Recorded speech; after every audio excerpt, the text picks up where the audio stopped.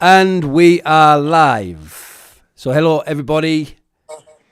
My name's Ricky Doolan and I am British. And this is Based and bougie, and I am also British. amen to that. So it's good to be live for the first time to all of you via the I Am British YouTube channel and the X account. I'll encourage everybody to share the broadcast. Let's share this live stream. Let's get a few people in. We're talking a very important topic today. We're talking about freedom of speech. It's probably right now in the whole of the world, based on bougie, I would say Britain's got the worst rap right now for freedom of speech, don't you think? Yes, from time people are getting arrested for a tweet, from time Miss Lucy, who's a mother and has never had a criminal past, is in jail because she was outraged over the fact that a young man, a terrorist, a demon, slaughtered three babies and she got arrested because she was angry about it. And then Keir Starmer had the nerve to open up his mouth in the White House and say that he's doing everything to. This country has become a joke. It's a joke. And the rest of the world is seeing it. And I think that's the thing that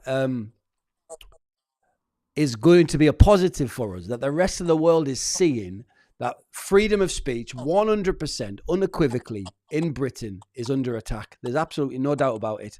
The evidence is there on the ground. Like you said, what happened after Southport? People getting arrested for tweets and social media posts. What happened with Tommy Robinson, arrested for playing a film, 7 months in prison. So the world is seeing that freedom of speech is 100% under attack. Yeah, 100%. And it really hit me when I saw a video of Charlie Kirk, and he basically said Yes, that when he entered the USA, he literally kissed the ground because he realized just how much of a dark cloud has overcome, the United Kingdom. This used to be one of the greatest nations in the world and spread so much positivity. And yet you have an American who's openly saying that they are grateful to be back in the United States. And we all know the United States is the modern day Sodom and Gomorrah. So for him to be saying that just goes to show that we are almost in hell. Just a quick one, Ricky. go on. I am on the British profile, but I Mm-hmm. cannot see the live, Okay, just in it's case. all right. Just refresh because it's there. I've just shared it on my profile. If you can hear us and see us out there, drop us a comment, please. Just drop us a comment, whether you're on YouTube or whether you're on X. Let us know that you can see us, that we're live. If you go to my profile, you'll see I've just shared it. Now I can, yeah, just shared it now. So let's get a few people in, and just drop us some comments. It's going to be interactive. We'll be sharing your comments throughout, and I just think it's one of the most important topics right now. We're also going to talk about the Liverpool attack, or as the mainstream media is calling it, the Liverpool crash. They're calling it a crash. 80 people were mowed down, and they're calling it a crash. It's madness. What's insane to me is that in the video you can clearly see the driver driving into the crowd of people, and yet they still have the nerve to say it's a crash. But we'll get into that. Just Definitely waiting. getting into it. Definitely we're going to get into it. I'm also going to play the Charlie Kirk video when I find it. It's GB News. And we'll get into the general gist of it, right? So, right, okay, let's watch the Charlie Kirk video. I've got it here. So let's just have a watch of this, and then we'll talk about the freedom of speech. Then we'll get into the Liverpool thing, and then we're going to get into the Tommy Robinson situation. And yeah, we'll flow. But if you've got your own comments, any of you that are watching on X or YouTube, drop them in there. We'll include them in, and also we'll respond to the comments. And it's interactive, so we'll flow like that. All right. Let's watch this. Charlie Kirk commenting on GB News, I think it was last week, on the state of Britain's freedom of speech. Have you heard of a lady called Lucy Connolly since you've been here? Of course, I talked about her yesterday, and no one knew what I was talking about in Cambridge. Who are you talking about? Who the students didn't know? I mentioned her because I did the research. My team did an amazing job, and I think she just had her petition denied in today. In the last hour or so today, it's Tuesday today, she's had her appeal denied, so she's going to be carrying out her 2.5-year sentence for solitary tweets. So outrageous. Which she deleted 4 hours later. What's your take on the whole situation? Well, I'm going to try to get the U.S. State Department involved. I don't know if what their bandwidth is here, but I'm sorry, again, I'm speaking as a citizen, not as a U.S. government. I just want to be very clear. Is this a way that a liberal democracy and an ally of the United States acts? Exactly. Just to be clear, what she said would not be any prison time in America. I don't like what she said, but she showed contrition. Well, there's 2 parts. The first part where she said, I don't want immigrants in my country. Perfectly acceptable. That's fine. You'd say that. You're allowed to have that. I think there was one part about, potentially, violent whatever. Well, she said, let me clarify what she said. Yeah, I want to be clear. So I think by the time she sent the tweets, some asylum hotels were in the midst of being burnt down or their Molotovs thrown through a window. She tweeted, "Burn them down for all I care." You're allowed to say that in America. So the argument is, was she inciting violence there? Or was she reacting to the images she was seeing? You could, and by the way, just to be clear, you guys have the wrong incitement threshold. In America, you need to have specific time and specific place in order to reach the incitement threshold. Every day people say, someone should go kill Charlie Kirk. I don't like it, but that's protected speech. In America, we care about what you do, not about what you say. And then she showed contrition and she apologized. And from my understanding, when the police force showed up to her door, they asked her questions being do you think do you hate immigrants? No, she gave very satisfactory answers and they still arrested her. And I just find it so outrageous that she's going to now jail for 2.5 years for a deleted social media post that she apologized for. As you guys have birthed free speech to the world, you now guys are becoming a totalitarian country. All right, let's get into it. He says Britain birthed freedom of speech, which is the reality. Britain is the founder and the pioneer of these liberties that the majority of the world enjoys now. But Charlie says, but now you're becoming a totalitarian state. And let's start with the Lucy Connolly case, because obviously it's high profile. She made a tweet after the Southport attack. Obviously, everybody's emotional. Everybody's angry. And she was sent to jail for 2 years. Now, this is the thing I want us to hit. Did she incite violence? What do you think, Based and Bougie? I just don't understand how an innocent mother called Lucy Connolly has the power to incite violence. How many followers did she even have at the time? She didn't have millions. I bet you she didn't even have thousands. So how on earth can a lady, and she used to be a teacher as well. Her husband revealed that she was a teacher who looked after kids who were black, who were Asian. So how in the world can this innocent lady incite violence? She was simply angry, especially as a woman. We have this emotional and we're extra sensitive when it comes to children. But what stood out to me about Charlie Kirk's interview with GB News is the fact that he said that the Cambridge students didn't even know of Lucy Connolly's name. They didn't even. That's right. These are supposed to be the brightest students. These are supposed to be the smartest students. These are supposed to be the leaders of this great country, but yet they weren't aware. So what's happening now is that the Americans are more passionate, are more aware, are more educated on the issues that's going on here in the UK, and the UK is currently asleep. They don't understand that when we get to a place where tweeting with your fingers something on X will lead you in jail. This is scary times. This is worse than Africa. At least in Africa, if you get jailed for something, you get jailed for actually doing something, not tweeting something. So it's absolutely insane. Sorry, that was a little technical glitch there. But absolutely correct. And there's something that Charlie Kirk said as well, which was the threshold, right? The threshold for incitement. It's easy to say that what she tweeted wasn't good. I think she realized it herself. That's why she deleted it 2 hours later. But like you just mentioned, the thought that Lucy Connolly inspired people to violence is ludicrous, because the tweet she made was actually responding to violence. It was a response after the violence had already started. Exactly. And that's the part that really enraged me, was the fact that, yes, people were upset, but I don't understand why everybody is completely silent on the other community. I'm just going to say it, the Muslim community, who are also inciting violence, who are dragging white old men on the ground, ripping the flag, kicking them in the stomach. I mean, they came in mobs, and the media was absolutely silent on that. And I just Yes. don't understand, like, what place have we come into society where a woman having compassion over the fact that 3 babies were slaughtered will land her in jail? And then the nerve of Keir Starmer, okay, to open his mouth in the White House and say that he is proud of our freedom of speech laws is absolutely disgusting. It's It's disgusting. absolutely disgusting. He is just a snake. I mean, how disingenuous can you be to sit in the White Mhm, House with the world watching, and mhm, everybody knows that you've sent people to jail for social media posts, and you have the mhm, cheek to say you're proud of freedom of speech. So, I think this is a very important, and it was one of the inspirations for this broadcast, is to say that when we went live straight after the Liverpool attack on the same day, when we went live, I went live with Baraka from the Baraka Show, and I had people in my DMs, multiple people, saying, "Ricky, be careful! Ricky, be careful! Be careful! Be careful what you say."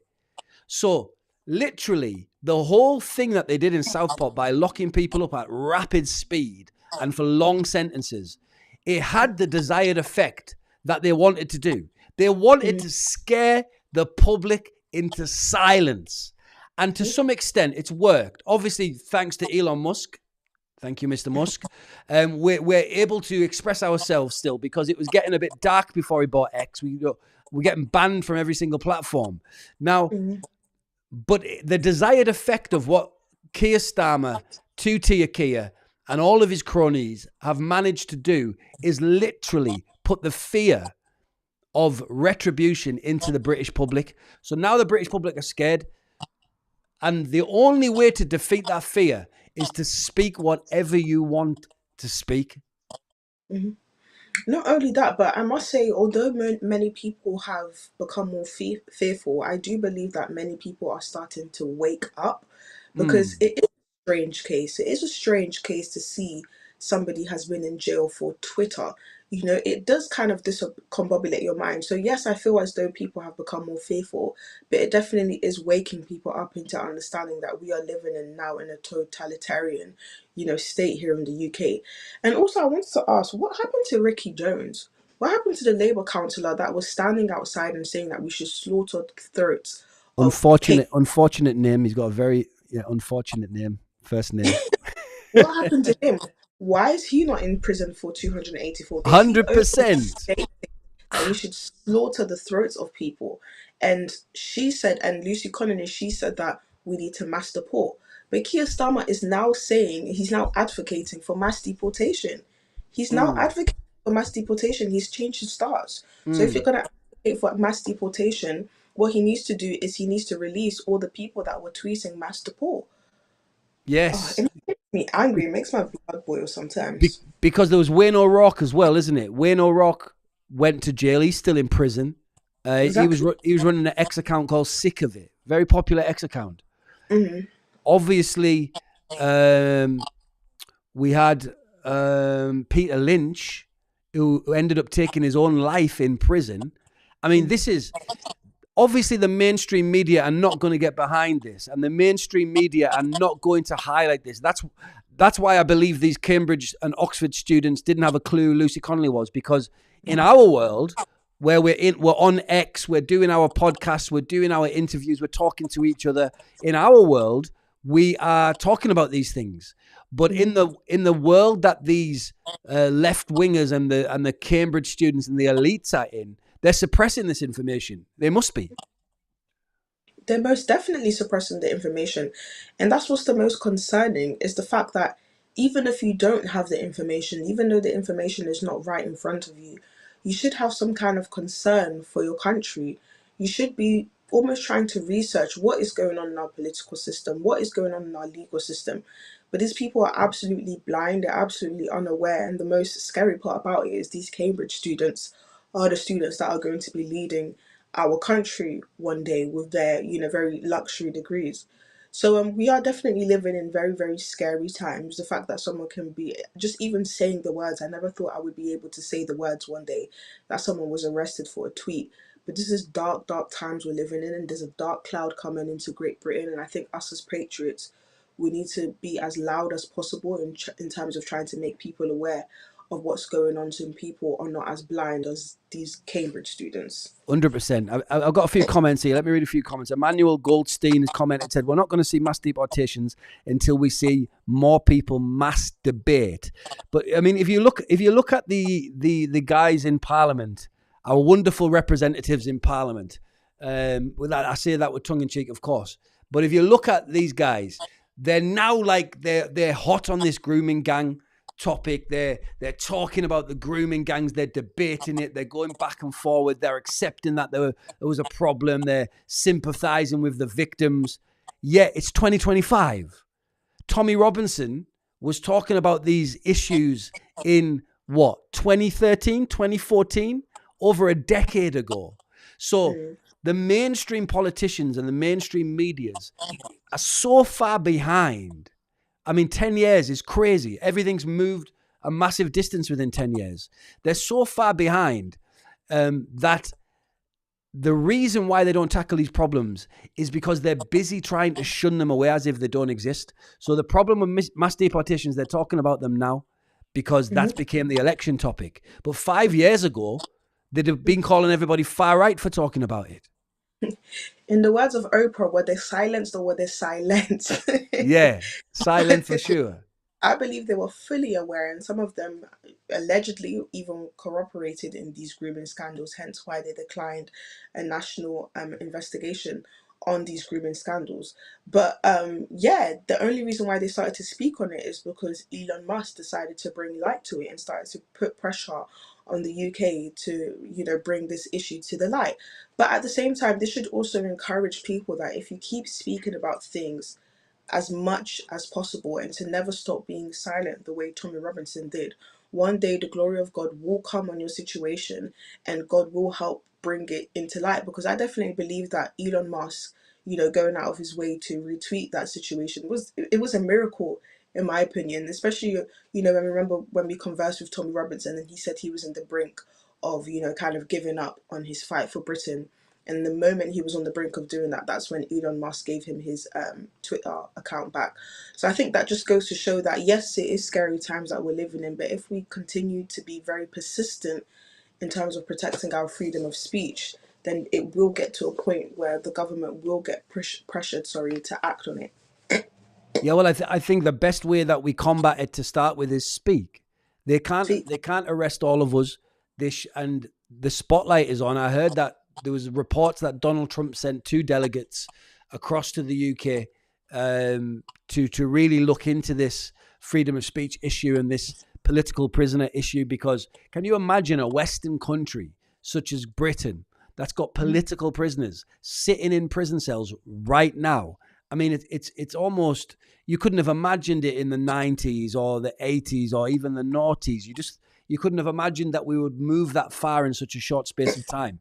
But if you look at it, the globalist cabal, the globalist bodies who Keir Starmer is very much a pawn in that globalist game, they are completely they've infiltrated our political systems and our political structures and hierarchies. And they're looking to absolutely warp our social world and our cultural consciousness, so that when it comes to the point when they want all borders dropping and they want one rule across the world, that the culture and the people and the populace will be so divided that it will be easy to flip the switch. And that's why they're all involved. They're all involved with the Western countries. They're constantly fighting the Western countries. That's why you see Keir Starmer and Macron and Zelensky and the German Chancellor acting like they're best friends. You see them hanging out. Yeah. Huh? No, they're absolutely all a part of it. But you said something that, you said that never in a million years did we ever think this would happen. What's going on in Great Britain would happen. And what's so fascinating to me is the fact that a lot of first, second generation immigrants, whether you're Asian, whether you're African, whether you're Caribbean, they came to this country to escape this type of totalitarian socialism, Marxist behavior where people are being arrested for simply having an opinion, for simply being journalists. So when I see people in the comments attacking people like myself and people who are non-white, in my head I just can't help but to wonder, you do realize your parents came, like the country that your parents escaped to is turning into the country that your parents escaped from. And that's very, very concerning. Very concerning. Right, let me just read this comment, and then there's a video I want us to watch. This is Emmanuel Goldstein, or Goldstein, I don't know if I'm saying it right. He says, the British high context, dark humor alone is worth defending free speech for. Those that don't understand it should leave the UK. And it's a perfect comment to lead into what I wanted to say, because what about comedy? You know, the British are known around the world for comedy. British comedy is amongst the most popular comedy in the world. I know many people that have immigrated here from Africa, or people who are actually living in Africa, and they watch British comedy. They watched all of the old British comedy, old Only Fools and Horses, Keeping Up Appearances, all of these type of things. And there's something about British comedy that's just right on the edge.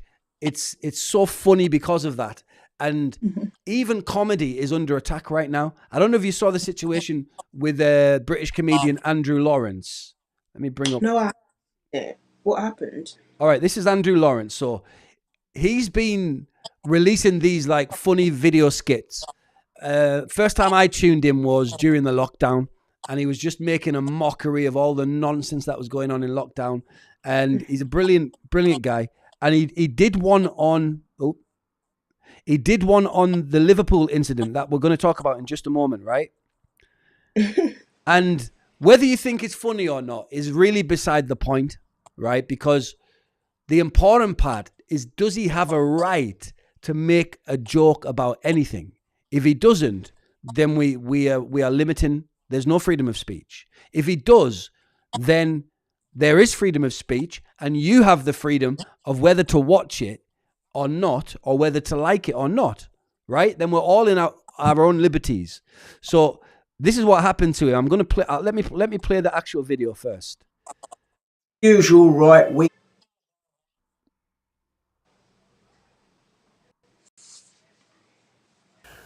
Hello, I'm Sergeant Constable Detective Officer Peter Pisspot from Twat Valley Police. Assalamu alaikum.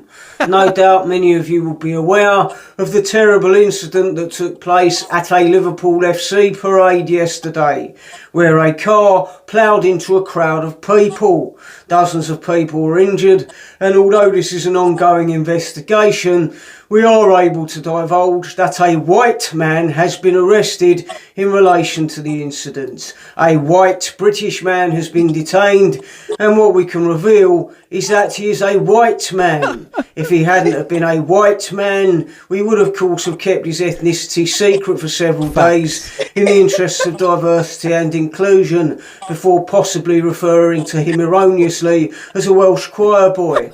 As it is, the white man arrested in relation to this crime is a white man. Police and government officials have been working closely with national media outlets to ensure that the whiteness of the man in question is being reported as widely as possible, so that everyone knows about the fact that he is white. Obviously, it's imperative that we highlight the suspect's skin colour in order to avoid any incidents of racism. Just to confirm, the man we have apprehended is white, and hopefully that information will stop all the far-right bigots from taking to the streets and looting their local Gregs. We are focusing very heavily on the arrested man's skin colour, which is white, even though in doing so we leave ourselves open to accusations of anti-white racism from the usual right-wing ne'er-do-wells whose Facebook posts we are monitoring, just in case there's anything we can put them in prison for. We are not revealing any other details about the detained suspect at this time. We won't be divulging his name. For now, we shall simply be referring to him as Whitey McWhiteface, and we have advised all media outlets to do the same. We would ask the public to bear with us as we find out if there are any other white British people involved in this crime. And if you do see a white man in a car, please do report that to us immediately. Watch out for white men. Assalamu alaikum. Namaste. Kumbaya. Live tour date in Southend, 14th of June, almost sold out. Ticket link. Right, now, that was funny, man. Me and you were laughing. That White men. is hilarious. It's the fact that he said we had to emphasize the whiteness of his name. and he did the Islamic intro that cracked me up. But look at this. What happened next? The event organizers who hired Comedy Club for Andrew Lawrence Night have cancelled the event. We do not condone or support the comment that has been made online, and we send everyone impacted by the tragic events in Liverpool our support and prayers. They're cancelling him. All right? And then, yeah, let me put this one on full screen so people can see it. This is another one. We stand beside Hot Water Comedy and the people of Liverpool. Lawrence won't ever be welcome at any of our store show. It's the Comedy Store. So the Comedy Store came out, made a statement as well. Everyone's cancelling him. So what he did in response is made another video. You can't even make a joke. You can't make a joke. So I think he received a lot of kind of support from people saying, make jokes about what you want, do your thing, don't let them control you. And he doubled down and made another one. Let's watch it. It's about the Liverpool parade incident have all come out. A Liverpool crackhead off his face on drugs drove into a parade that Liverpool police had done a piss poor job of cordoning off. Some meathead scouser tried to smash the crackhead's back window in, and in a mad panic, this scouse crackhead put his foot on the accelerator and ploughed into some football fans. Clown show of scouse retards from start to finish. That's not a tragedy, is it? That's a farce. A grand total of 2 people were seriously injured, both of whom are going to make a full recovery. And yet a lot of scousers are acting like they've just been through the Holocaust. Because as everyone knows, the one thing Liverpool is absolutely world class at is playing the victim. The other thing about Scousers is that they famously have absolutely no sense of humour about themselves or their city, despite imagining themselves to be the funniest people on God's earth. And yet if you go to Liverpool and make horrible jokes about Manchester, they'll lap it up like flies on hot dog shit, because they're filthy hypocrites. They'll be watching this video absolutely seething, which makes it all the more enjoyable. I posted a bit of gallows humour on X the day after the parade clown show, where I wrote, to be fair, if I was in Liverpool, I'd drive through crowds of people to get the fuck out of there as well. After I posted that, thousands of Scousers descended on my X account in a state of apoplexy, saying, why don't you come to Liverpool and say that? Well, that was the joke, you dipshits. The joke was I don't want to be in Liverpool, but to understand that I guess you'd have to learn to read. Luckily, these Scousers' comments were of course written down for them, so I didn't have to listen to them screeching in their dirty accents. I mean, it was a pretty mild joke, to be honest. If I was really trying to offend them, I would have written, it's a shame that Liverpool parade crackhead wasn't driving a tank. Still, I underestimated how thin-skinned and brittle Scousers are. They were absolutely seething and set about trying to get all my live shows cancelled.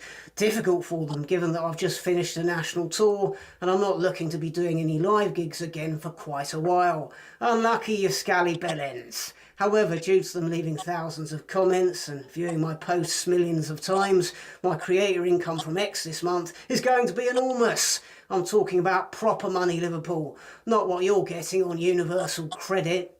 Nonetheless, I understand you're annoyed at me and you want an apology. So here it is. I'm sorry. I'm sorry you emotionally incontinent crybabies don't understand what a joke is.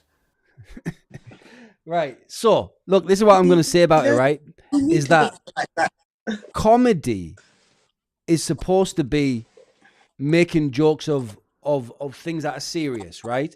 Or showing the is that my side or your side? Oh, it's my side.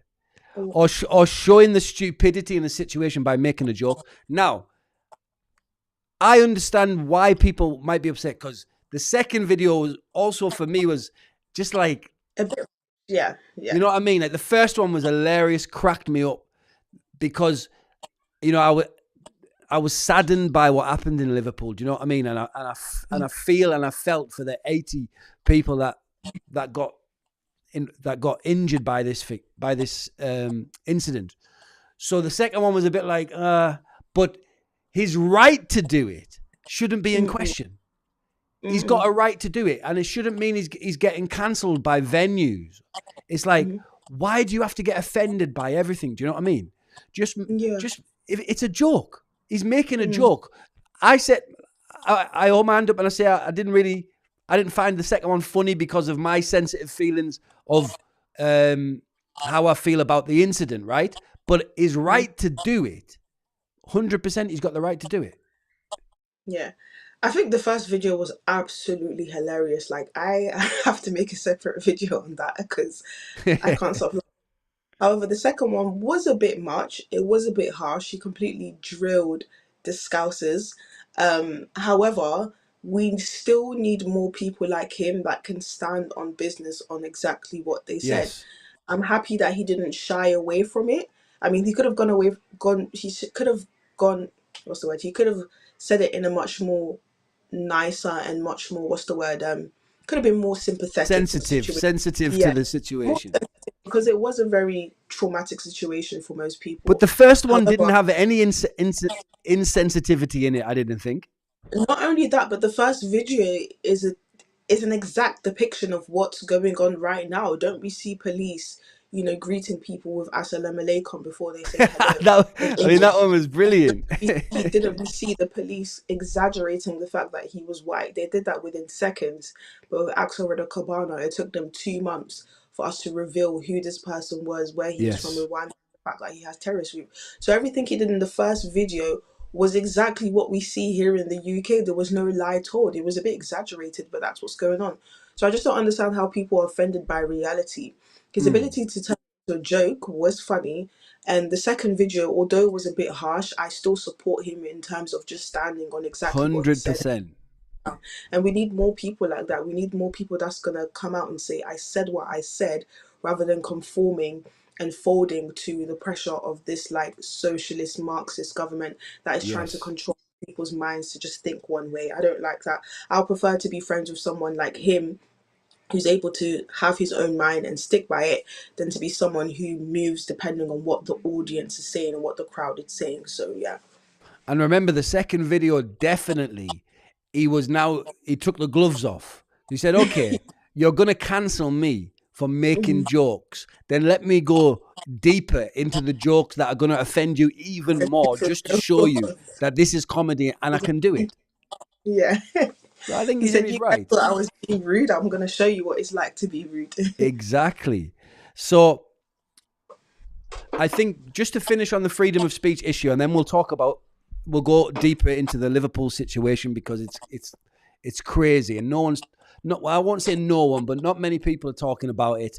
And I think at the minute the government, the authorities are on a one-way journey to slipping this thing under the carpet in a way. But we'll talk about it in a second. And guess what? We've got the right to talk about it. We can talk about it. Exactly. And guess what else we can do, which is amazing? We can speculate. Oh, exactly. Yeah. We are allowed to speculate, Oh, do you know what else we can do? We can use our brains. Our own brains? Brains. Woo-hoo! Oh my gosh, we can use it now. But I'll tell you one thing.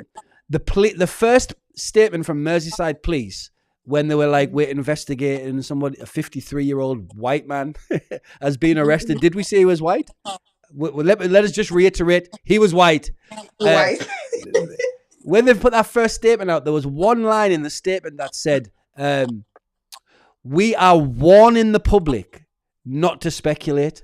And I thought, wow, you're not advising the public. You're not suggesting to the public. You're warning the public. Oh my gosh, this country has fallen. Doesn't warning mean there'll be a repercussion if you There'll continue. be consequences if we speculate. I don't understand. And I don't think they understand that they make it worse for themselves when they do things like this. Like, for instance, I'm not sure if you've seen Tommy Robinson, he posted his engagement recently and how his followers and his engagement went up by millions. Yes. The reason why it's gone up by millions is because the establishment did such a stupid thing, which is putting someone in jail for a documentary. So when they do these things like arresting people and putting warnings and throwing people in jail, they're actually bringing more attention to the actual thing. You can sit there and say, wait, something is not adding up. So they think they're doing something good, but in turn, and what they're actually doing is waking people up and realizing something isn't right here. It's beautiful. And if you look at what you just said, right, isn't that more the reason to absolutely unequivocally say whatever you want and Say speak whatever the you want. truth, whatever that truth is, to not be afraid to speak it. Exactly, and that's what I Am British is about. Being British Yes. values ability is British values stands for freedom of speech. That's the number. That's Yes. the big British values. So when they take that away from us, what values are we following? Are we following the Marxist values? Are we following totalitarian values? Or are we following a slave values? That's not what I'm about. There's another set of values that maybe should we be following, and this is what I want to talk about before we move on to the Liverpool situation. Should we be following British values of liberty, of democracy, of freedom, or should we be following Islamic values? Because it seems with this, I don't even know how to say it, the Salamana Hankum crew, whatever, the politicians and the mainstream media, it's almost like they want us to follow Islamic values.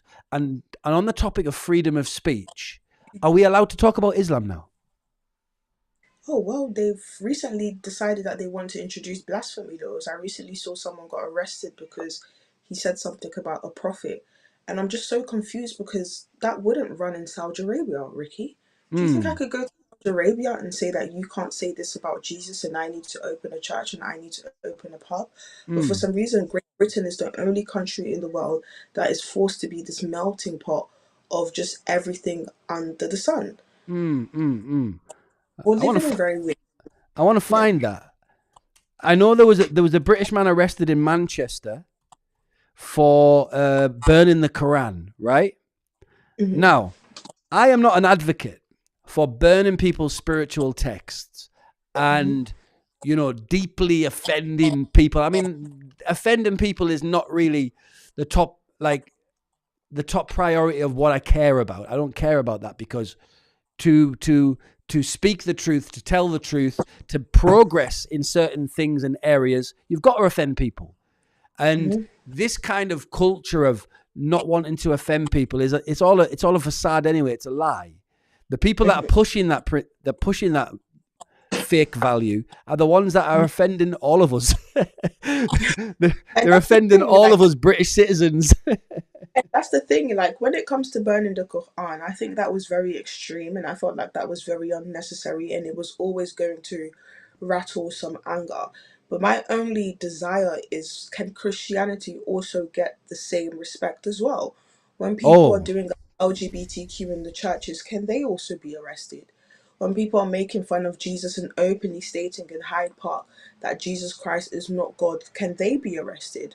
Why is it one rule for one community and not the same rule for our Christian community? So again, I feel like burning the Quran, that was absolutely offensive and I don't condone that. However, there are many offences that have been going on towards Christianity in this very Christian land, and there seems to be zero to no consequences. So when you sit here and say things to me like, oh, this country may be turning into an Islamic country, I'm kind of starting to see it a little bit. I see why people are saying it, but I'll go a step further than that, right? And let me just close this to go a bit step further. Then we'll come back to this because I just want to rant here. I'll go a step further than that, right? Which is, this is a Christian country, okay? So Christianity actually should have a higher priority than all of the other religions. 100% in my mind, and I know a lot of people think the same way, there is no way there should be equality of religions in a Christian country. And do you want to know why, Ricky? Tell me. Because when you go to Dubai, is there an equality of religion between Islam and Absolutely Christianity? not. When you go to Qatar, is there an equality of religion? When you go to India, is there an equality of No religion? chance. Why is Christianity the only religion in the world that is expected to just bend over for everybody else? In its And I own think countries, in the its own countries country, that were founded on that religion. exactly. And it upsets me when I see actual ethnic minorities who are Christians that are not waking up and seeing that the most important thing, because that's the thing, a lot of ethnic minorities keep thinking that race is the most important thing. No, protecting the name of our Lord and Savior Jesus Christ is the most important thing. And it blows my mind that nobody's defending this, nobody's outraged by this, nobody's outraged by the fact that our Christian values is literally being silenced right in front of us. 100%. And I always say this is that and I'll stand and die on this hill as well.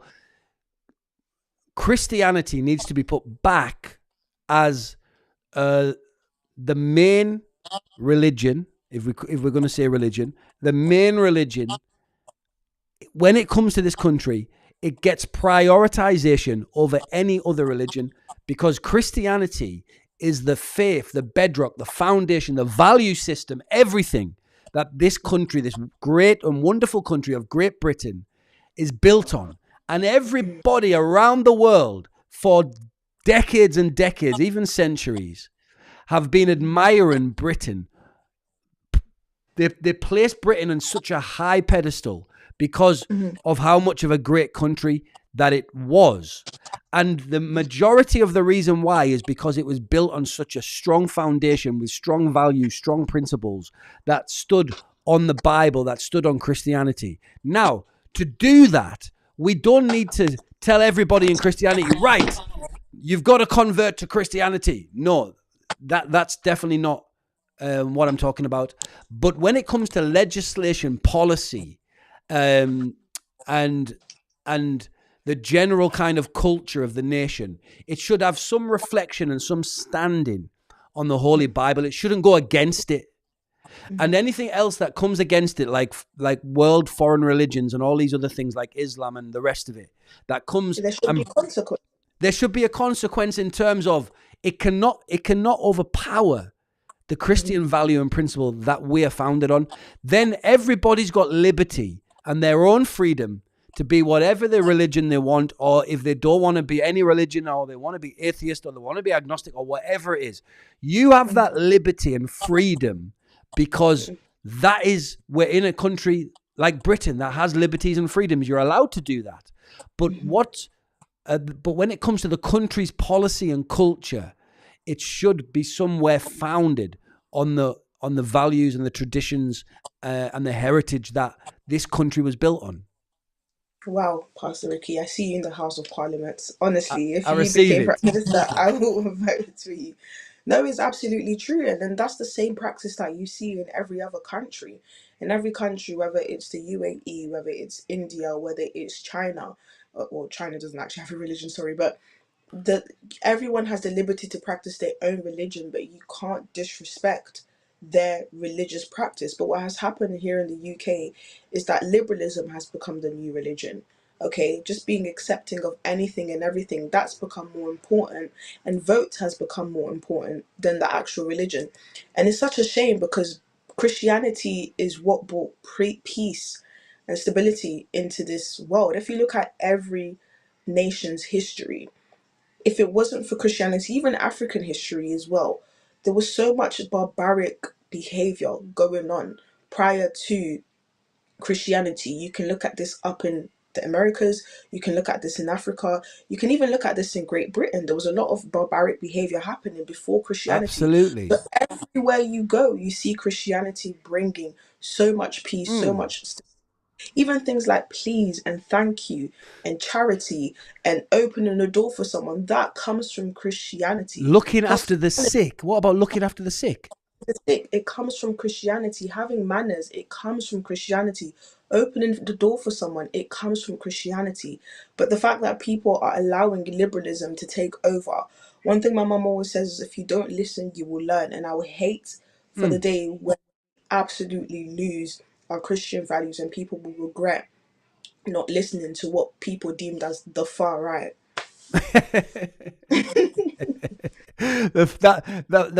Just saying the far right is like, it's got some comical value now, you know.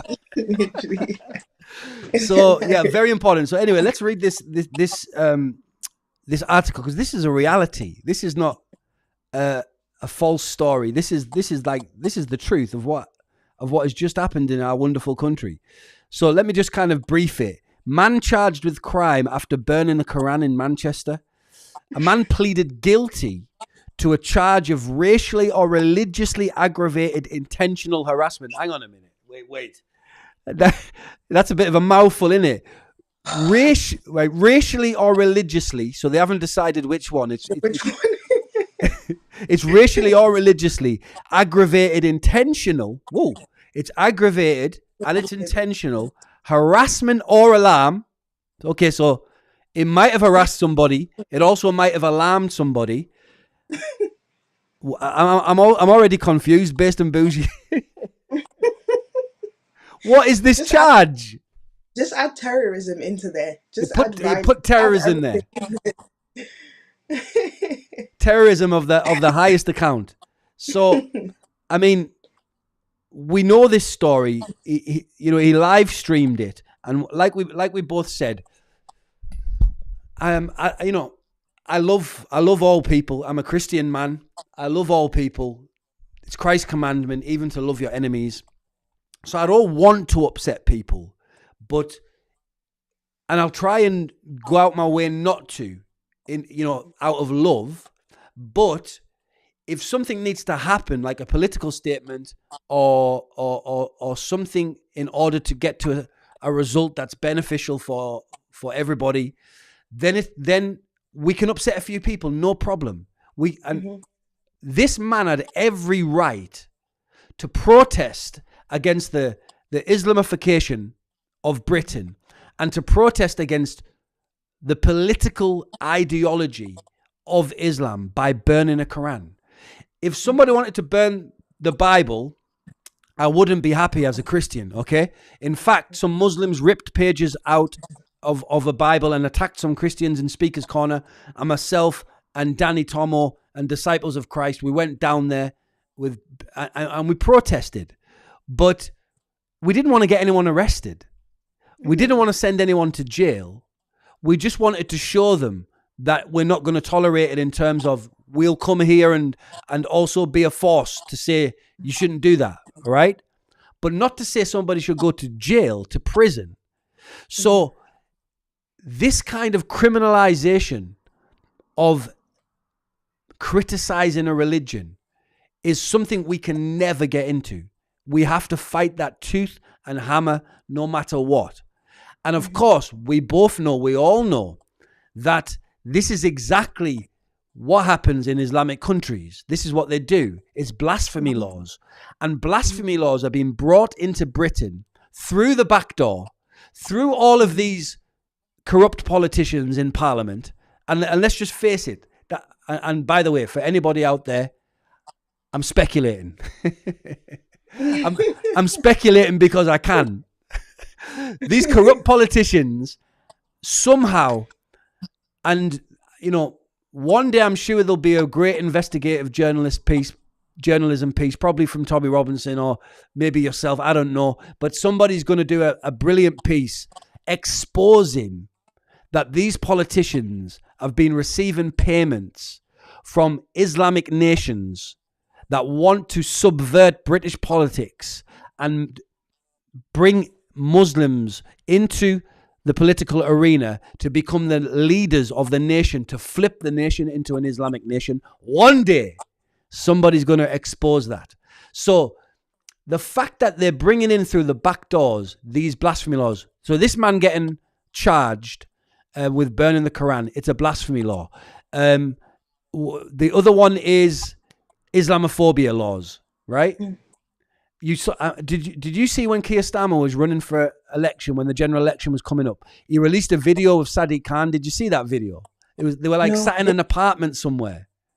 No, I didn't. Well, I'll look for it in a second. But basically, they were sat talking, and it was Ramadan, and they were having this cheesy vomit fest conversation about how important Ramadan is and the Muslim community. And at the end, Sadiq Khan said to Keir Starmer, and I know that we've got your full support in clamping down and stamping down on Islamophobia. And Keir Starmer was like, yes, Sadiq, 100%. That is something that we're going to put a stop to. And this is basically blasphemy laws. But this is the thing. This is the thing I can't put my finger on. It's that when Muslims say that there's too much Islamophobia going on in the UK, what exactly are they referring to? Because I'm not seeing any burning down of mosques. We've only seen a few people burn the Quran. We haven't seen people going into, Muslim homes and killing Muslims. We haven't actually been seeing real violence. Has anyone attacked a Muslim? Do you know of one Muslim being attacked because they're Muslim? I do not know anybody that was I don't know one attacked. case. I don't know one violently life-threatening case, because they make it seem as though Islamophobia is the biggest issue in the UK, but I have yet to see a very violent, murderous case that would, scare me to my bones. But what I have seen is people simply asking questions. What I have seen is people simply debating. What I have seen is people simply just using their brains to think and explaining what their thoughts are and their questions are about Islam to other people. Is that the fear? Is that the threat that they are trying to silence? I just don't get it. Another thing that blows my mind sometimes is that in life, when you have nothing to hide, you won't need to feel the need to almost silence everyone. Yeah. That's if I'm guilty of something, I would be overreacting. I'll be like, no, you need to be quiet. You just be quiet. You can't say anything. You can't say anything. But when I have nothing to hide and when I'm guilty of nothing, I would be relaxed. Say what you want. Say what you want about my religion. For example, Christianity, people can tell me whatever they want about Jesus. Bring it on. Bring it on. I'm relaxed because I know the truth. And the truth about Jesus Christ does not bring any guilt to my heart. So that's the thing I never really understood, is that they make it seem as though Islamophobia is a big threat, but yet we have yet to see a huge case that is threatening to this country. We've yet to see like a 9/11 version happen in a UK 9/11. We haven't seen that yet. When I see that, then I would be like, okay, there is a threat. But apart from that, all I've seen is just people debate, people ask questions, people release documentaries, people expose what certain people in that community have been doing, and that's it. Is that the threat? And if you have nothing to hide, then what would be the problem? People are making scouse jokes in the chat now. I'm not going to read them out. but you're 100% correct, and this is all part of freedom of speech, right? It's the freedom to criticize. So if there's a very bad idea, and to me Islam is a very bad idea, I should have the right to criticize it. I should have the right to say it's a bad idea.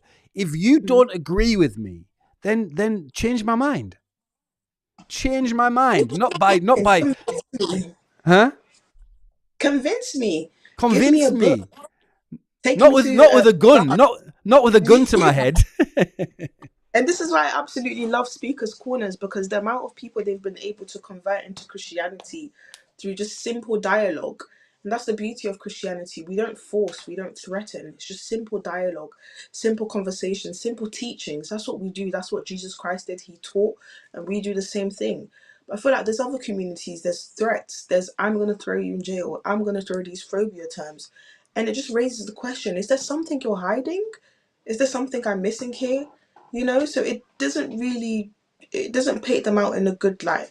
It's kind of like it's basically what happened with Black Lives Matter is kind of happening here, where everyone was calling situations racist, that the word racism finally just lost its term. No one takes that term seriously no more. Yeah. And it's unfortunate the actual real racist cases. And I feel like most Muslims don't understand that they are kind of doing this with the Islamophobia term, in the sense that they call in anything and everything Islamophobia, to the point where the term will no longer be taken seriously. So I highly advise that they just be careful with that. Well, it's exactly the same with the term far right, isn't it? Yep. It's a term used to discredit people's opinions, discredit people's positive actions, and to try and say that a whole demographic of people, not I wouldn't say demographic, I would say a whole people on a certain political stance can be just ruled out as useless with one label. And it's a in a way it's a smart tactic, and I'll give them credit for using that tactic, but it's wicked to the core and very disingenuous and very evil. And like you said, all of these, you look at all of these groups, and this is why I say to you, obviously there's spiritual connotation behind it all, but that's for the Tuesday night streams. I'm going to try and keep it as political as possible on these ones. But if we look at it politically, like the globalists support all of these different movements. You mentioned Black Lives Matter. We can talk about the trans movement. We can talk about the LGBTQ.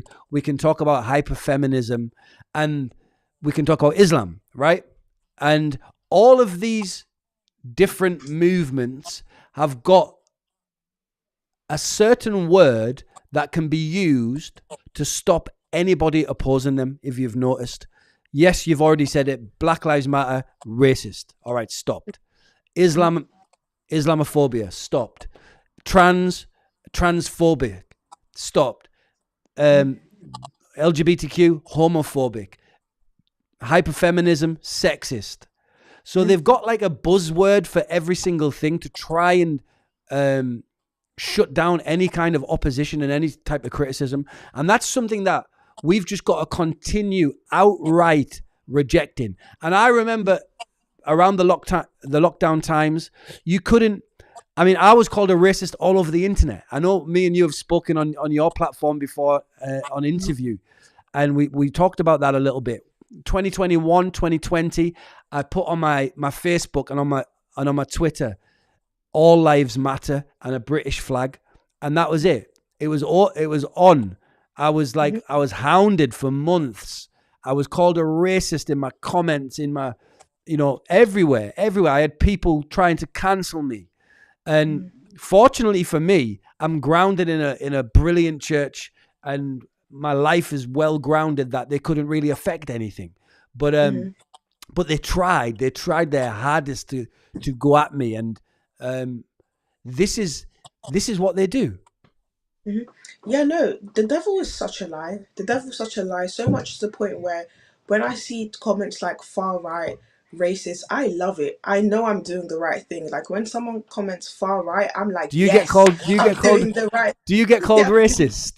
I get called a white supremacist, even though I'm serious. When I see those comments, I'm like, yes, I must be doing the right thing. And that's the attitude people must be having. People need to remind themselves that the devil is a lie. His job is to manipulate. And what these terms are, these phobia terms, they are manipulation. They manipulate the mind into silence. And I think more people need to take the attitude of, do you know what, if I am being called these terms, I must be doing something right. And if because at the end of the day, these are just manipulation tactics. It makes no sense to how you can be far right because you sympathize with 3 babies dying. Like, use your logic. Don't be scared. Be brave, be bold about what you believe in. If you think that mass migration doesn't make any sense in terms of like supply and demand, say it proudly. If you think that a person shouldn't change their gender at the age of 9, say it loudly. If you think a man is a man and a woman is a woman, say it boldly. Don't be afraid. The devil is a liar, and he will try to convince you thinking that what you're doing is the wrong thing, and the whole time you were doing what's right. I like the word you use, logic. Like, can we use Can we use some logic? Can we use some sense? Is it okay? The devil will manipulate you into believing that logic is not logic, and people need to stop falling into that trap. 100%. And look, to finish off on the freedom of speech topic, right? And it was hotly debated on the Piers Morgan show recently. With Myron Gaines was there, and the American lady, and me and you talked about it a little bit after it. Let's talk about the use of the N-word. I know it's a controversial topic, but this is freedom of speech platform. We need to hit all of these things. Where I think the whole debate was that this lady, a white lady, had said it, right? Mm-hmm. I can't remember the full context. Yeah. Go on.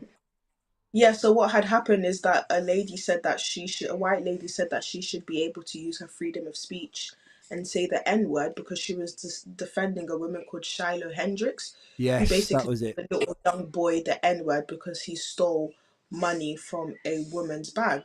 And then Piers Morgan said, okay, you go on then, you say it. And she kind of stalled a little bit. And before she could even say it, you had this black guy literally having a panic attack. He literally Yeah. jumped up and, don't say it, I'm going to be a victim. This is a grown He went man. he went back to the 1800s in America, slavery and everything, right? Like, I don't think he made an absolute fool of himself. Like, even if you were offended by the word, there were so many ways he could have handled that. But in terms of the N word, if you're gonna ask my opinion, my personal opinion, because I actually practice my freedom of speech. If you don't want to be called the N word, don't act like the N word, and that's my stance on it. Wow. It's that I, simple. I think it's a very fair statement, and obviously it's the whole argument, and I get the argument. I'm not somebody that uses the word, and I certainly wouldn't want to use that word in a context that is going to be um, taken the wrong way. But they put so much power into one word, and so much kind of restriction, and I think that's where the whole argument comes in. And I think if somebody wants to use it, then they can use it. But it's got to be people's choice, isn't it? I think that's the whole Yeah. point. And just a bit of like history, the N word was basically used during the slavery periods, like during the 1800s in America, to basically define black people as these very low down, good for nothing, always have bad, ill intent, thieves, sex deviants, basically just to paint us out to be the worst of the worst human beings, controlling. Now, what's so funny is that, and I'm saying this confidently because I have freedom of speech and I am a part of the black community, is that you have black people now acting in the manner that these people were calling us. They are being the aggressors. They are being overly, sexual online through their music. They are promoting thuggery culture. They are promoting, crime culture. They are promoting all the things that this N word was derived from. So this is why I confidently said, if you don't want to be called the N word, don't act like it. The reason why people say it so casually is because we've now glamorized the term. Wow. We've glamorized the term. We've made it into like a cool term. It's like even us black people, when we see each other, the first thing we say is like my N word. Like it's become a cool term. But if you actually history of it, the history was to say that black people are good for nothing, evil human beings. And then black people are confused to why we have this curse upon us, why our marriages are not working out, why Wow. there's so many single parent homes, why so many black men are in jail. The reason why there's this curse upon the black community is because life and death is in the power of the tongue. So if you're Yes. constantly using this very nasty, degrading term, that's exactly what a community is going to start looking like. So if you don't want the community to look like that no more, don't act like that term. Don't be don't be overly sexual. Don't go around, stabbing people on the train. Don't be doing all of this crime and stuff. So yeah, for me, if you don't want to be called an N-word, just don't act like one. That's just how now Wow. stand. Power man, you smashed it. All right. I wanted this. I want to kind of move on from the freedom of speech, but I promised I'll show this video, and I found it of Sadiq Khan and our wonderful, illustrious Prime Minister. They know him as the one and only Tuti Akia, the one who has spread the attack on freedom of speech around the world. So we thank him for that in a way that at least he's been so terrible that he's garnered us so much support from America and other parts of the world that we've got to say that can be his legacy.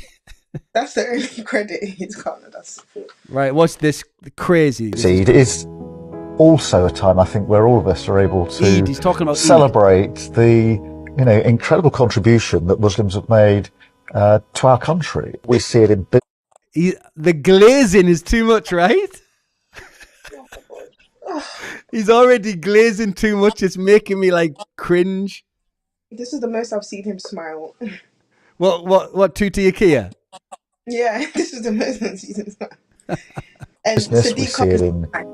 You said You are what? such a Sadiq Khan is looking at him like you are such a good servant. Look at the face that I've paused on there. This is his response to Kia. Look at that face, like, yes, we got you. You But right where you wanted. Culture, we see a better Britain. One of the things that is coming up over and over again is Islamophobia. And, well, you can see the stats, you can see the numbers rising, particularly since October the 7th. Although we shouldn't fall into... Hang on a minute. Did he just say Islamophobia has risen since October the 7th? what? When? What? Oh my gosh, Ricky, correct me if I'm wrong. Has there ever been a Christian terrorist fly into the Shard? Has there ever Never. been a Christian terrorist blow up a bus full of Muslims? Never. What fear are they discussing? What event are they discussing where they keep making it seem like there's this big threat? I'm yet to see it. They don't even have an example. I'm not sure if you remember, there was this was before I was born, but there was a young black boy that was stabbed. I believe his name is something like Stephen. Yeah. Was I was kind of alive yeah, then. I was alive. yeah. So, so that was the case study that they used to tackle racism. So they used that as like the example of why we need to tackle racism. Okay, we don't have that example with Islamophobia. There's no example. There's no massive attack. There's no massive event. We have yet to see it. So I'm not saying we have to wait until that moment happens, but I'm just seeing these little mini events happening where it's just people asking questions. I haven't seen a real threat. So I don't get it. I don't get it. It's a very good point. And of course, but just the barefaced cheek to basically state on a world stage on this video that obviously went around the world that we've seen a distinct rise in Islamophobia since October the 7th. Yet all we've seen in our country is a disgustingly terrible rise in anti-Semitism since October the 7th. That's what we've seen. People on the streets marching week after week, calling basically for the death of Jews. We've seen actual physical attacks on Jews in Britain. So anti-Semitism rose after October the 7th. This one is based in factual information. Islamophobia rose after October the 7th. I've never seen any evidence of that. Have you? If anything, why isn't anyone talking about Hindu phobia? The Hindu community has been under a lot of threat due to the fact that they have been in support with the Christian community. I've been seeing a lot of Hindus being attacked. I'm not sure if you saw, the whole brawl that went down between the Pakistani community and the Hindu community. I'm not sure if you even saw what's the guy that's always around Tommy Robinson. I completely forgot his name. He got arrested recently. The Hindus are constantly being attacked. Why isn't no one No, talking but about that? he's Sikh. Sikh. I think you mean Sikh. I think you mean Sikhs. Sikh. Sorry, I'm really sorry. When you were saying Hindus, I'm thinking of. Do you know something I don't know?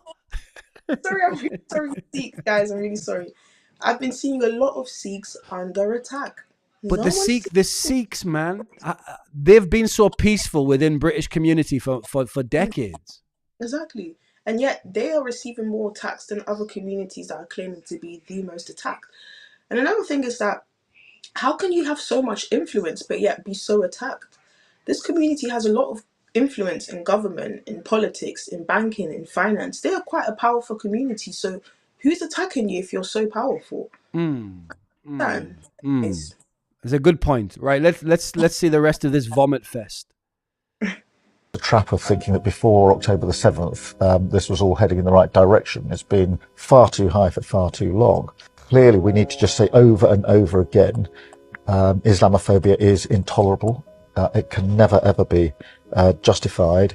And we have to continue with a zero tolerance approach. Whoa.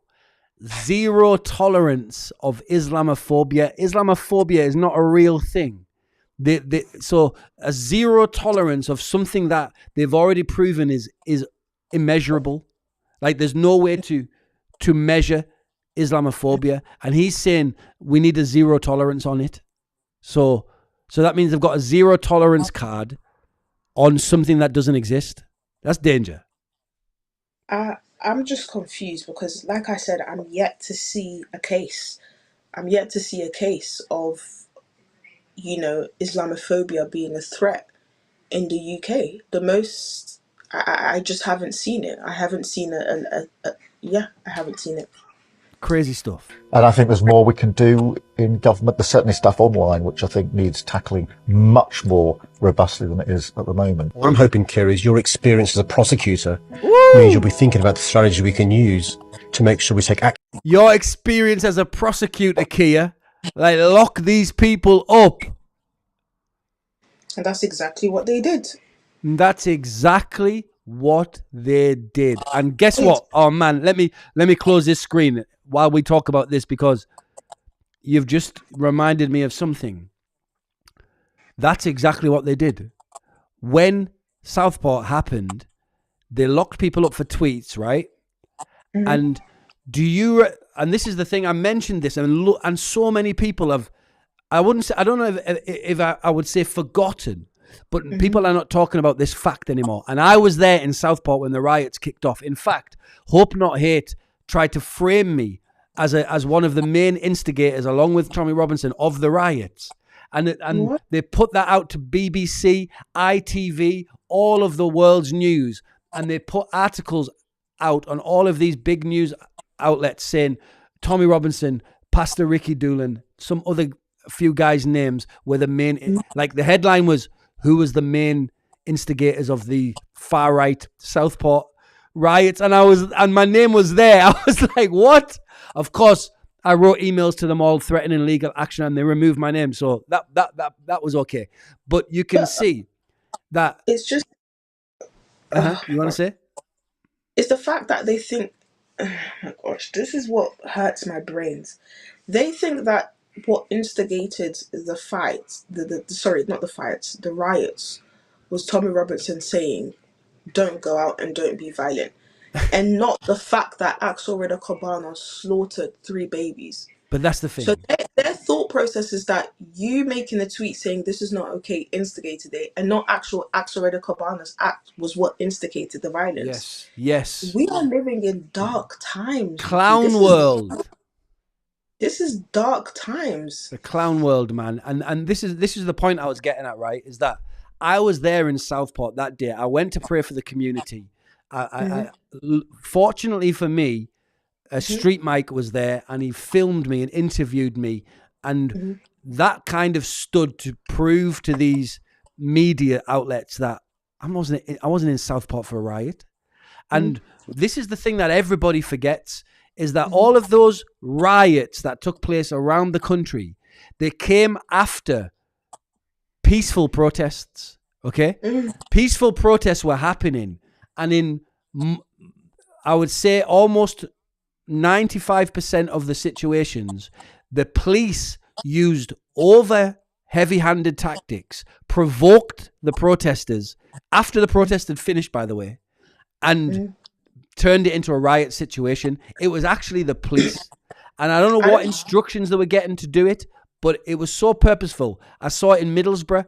I saw it in Southport. I was there. And I'm sorry, I just want to get this point out. In Southport, I was there, right? Now, I wish I could draw it, but anyway, I'll try and describe it. So, there's a street, right? On that street, and it's the next street along from the street where Axel Reda Kobana murdered them innocent children, the next street along, and on that street is a mosque, right? Now, the people that were protesting, I don't know how the situation happened, but somebody put a brick through one of the windows on the mosque, right? And that's what caused the police to put 2 banks of protection so that the protesters couldn't get any closer to the mosque. Didn't say that anyone was going to burn the mosque down. It didn't say that anyone was going to do any more damage, but somebody threw a brick through the window. So the police held these 2 lines to protect the mosque. This is exactly what happened. I was there. I was a witness. Anybody else who was there will confirm this. The whole riot, in inverted commas, started because the police were under order, determined to protect a mosque. So the whole thing with the police cars burning, with all that stuff happening, and I watched policemen holding the line, protecting the mosque, taking bricks in the head, and people were saying to the police officers, why are you fighting us? Are you not also upset that these children have been murdered? People are angry because the kids have been murdered. And yet the police were on instruction to guard the mosque. That's what started the Southport riots, which ignited the rest of the country. But the police being heavy-handed in all of these different cities after peaceful protests is what caused the violence, right? And then it was taken by Keir Starmer and painted in this completely false narrative that this is far-right hooligans that are out there to attack mosques and Muslims, and we have to put a stop to it. So they completely changed the narrative to a false narrative to meet their... And like I said, my only speculation, my only conspiracy theory, that's what I'll say, this is a conspiracy theory, but obviously, you know, you take it as you want, is that these people, the Keir Starmers of the world, all these politicians in the Houses of Parliament that are standing up and shouting Islamophobia and all this nonsense, are absolutely in the pocket of Islam. Somebody's paying somebody somewhere. All you got to do in these situations is follow the money. Somebody is paying somebody, because these guys are not stupid, but yet they're willing to lie. Ricky, somebody's being paid. There's no Somebody's being paid.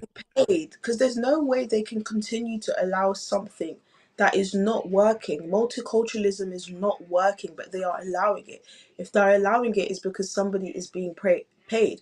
Now, you said that there were barriers around the mosque. Yes. I have a question. Were there Not barriers? based on bougie.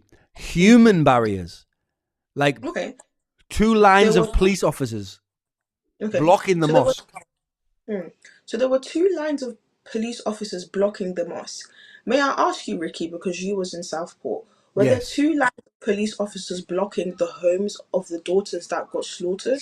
Were there 2 lines of police officers blocking the homes of the school where the children had the Taylor Swift concert? Nothing. Zero. Just blocking that. Sorry? So, block it. The mosque was the only point of concern for the whole police operation. Not the actual homes, not the actual school. The mosque was okay, got it.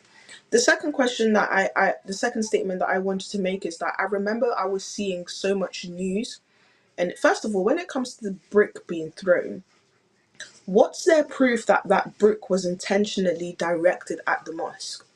What's their proof of that? When you riot, things are constantly being thrown around, and if there's a mosque nearby, the mosque is probably going to get hit. The brick could have probably hit someone else's head. It could have probably hit a car. That's what happens when you're in a riot. It could hit anything. But what is their evidence that that one brick was intentionally directed or targeted for the mosque? What's their evidence of that? And to add to your Southport, deep dive, they said that a mosque was burnt down. I remember seeing headlines everywhere saying that a mosque was burnt down. Mosques, they said.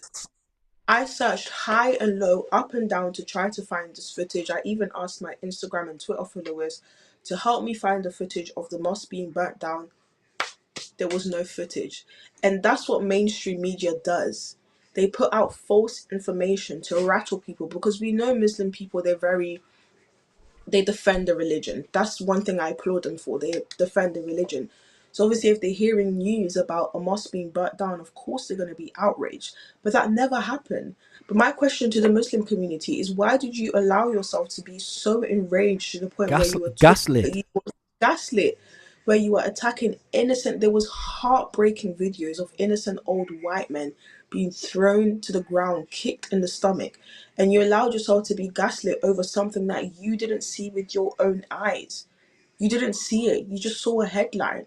What is going on in the world where people believe headlines before they see their own eyes? People are ready to commit violence over something that they haven't seen.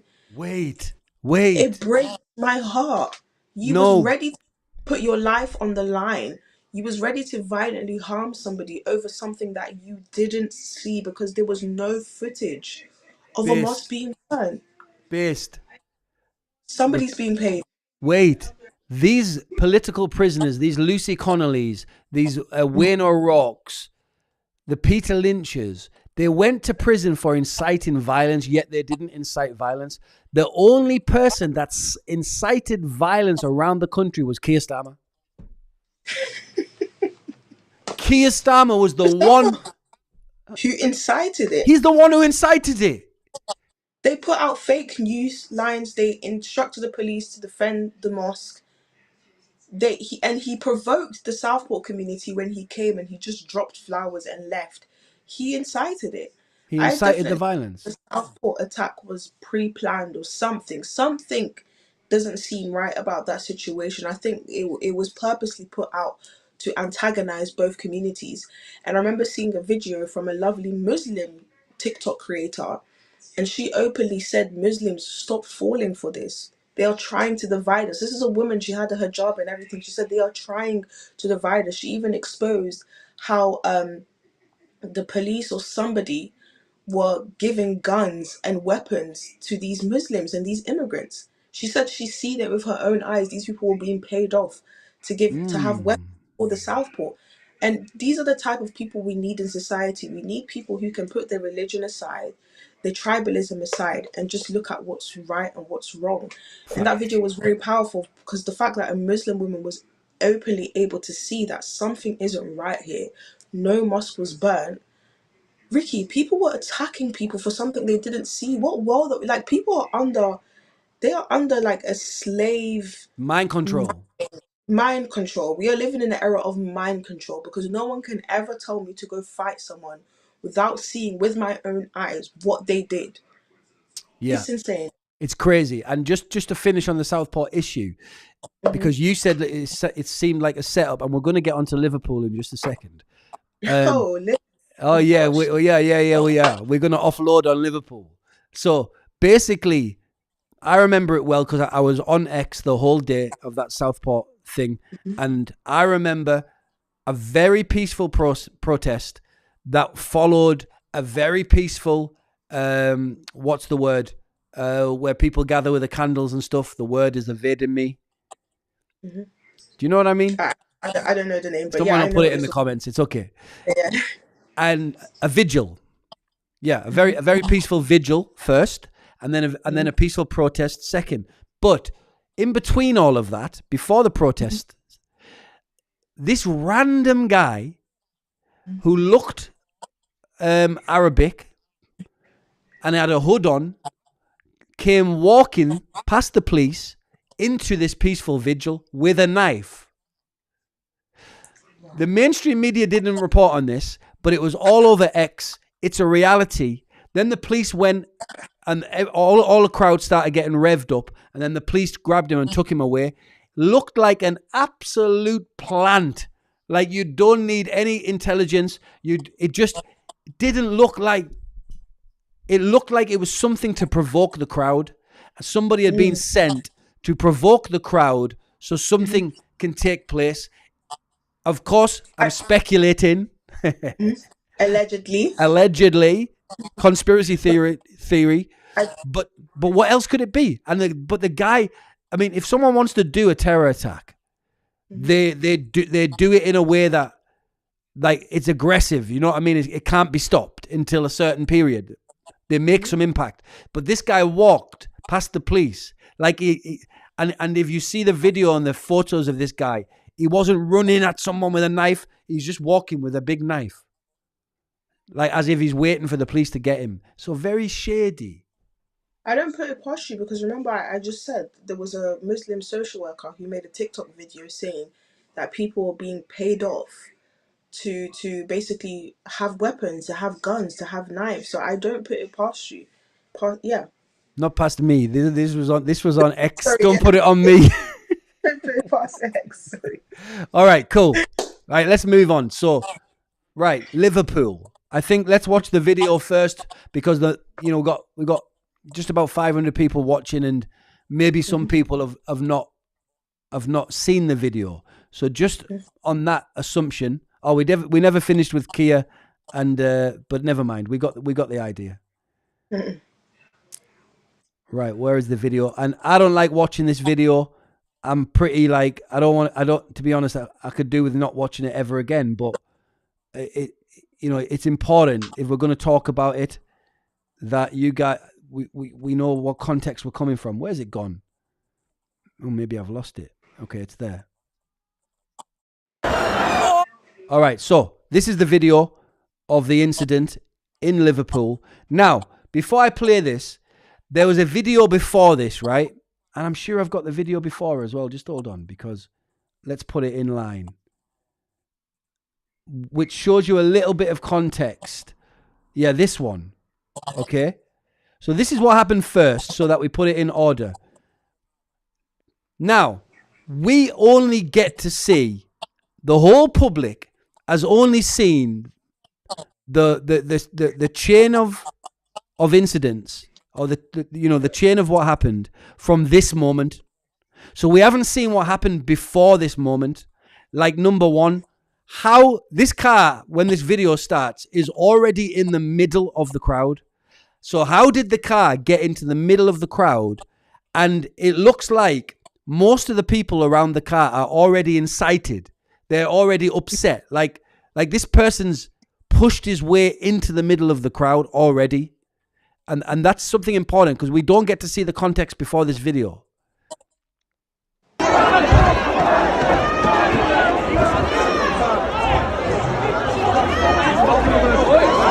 see, backing into people. Now people are angry. What is he doing? Win him, man.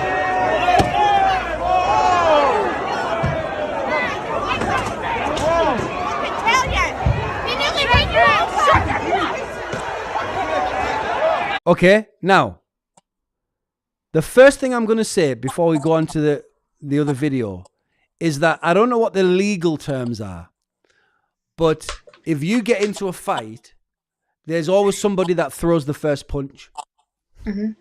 And that person that throws the first punch will be the aggressor. So if it went to court and somebody's getting done, it would be a big factor. Who threw the first punch? This guy on that video, I mean, we don't know, like I said, we don't know the context of before he was in the middle of that crowd, but that guy threw the first punch.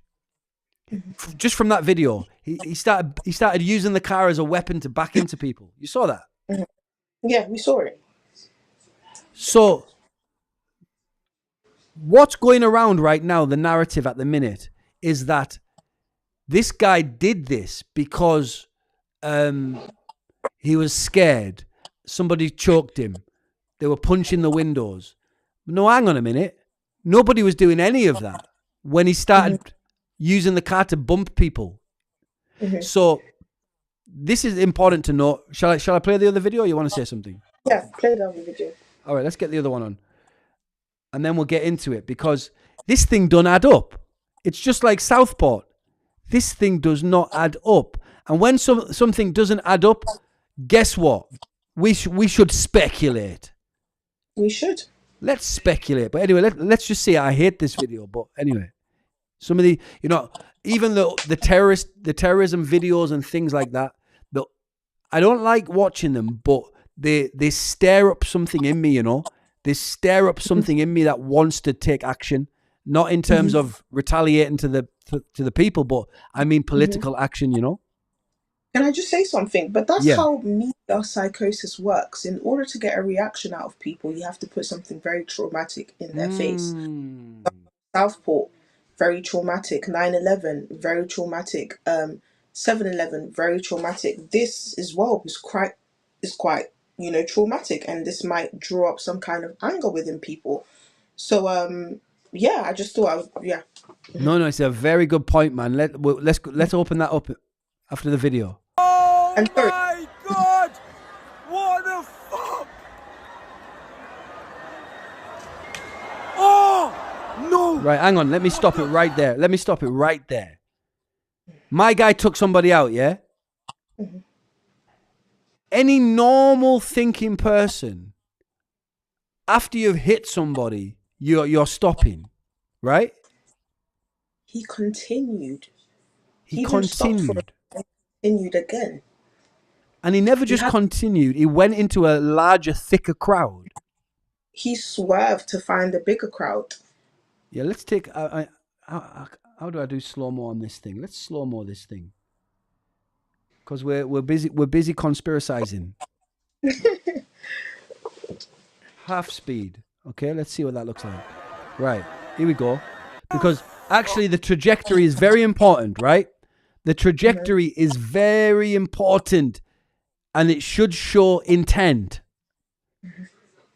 All right, let's cut the sound because it's just that warm. All right, here we go. My man's took off, yeah? He's already going fast. Bam.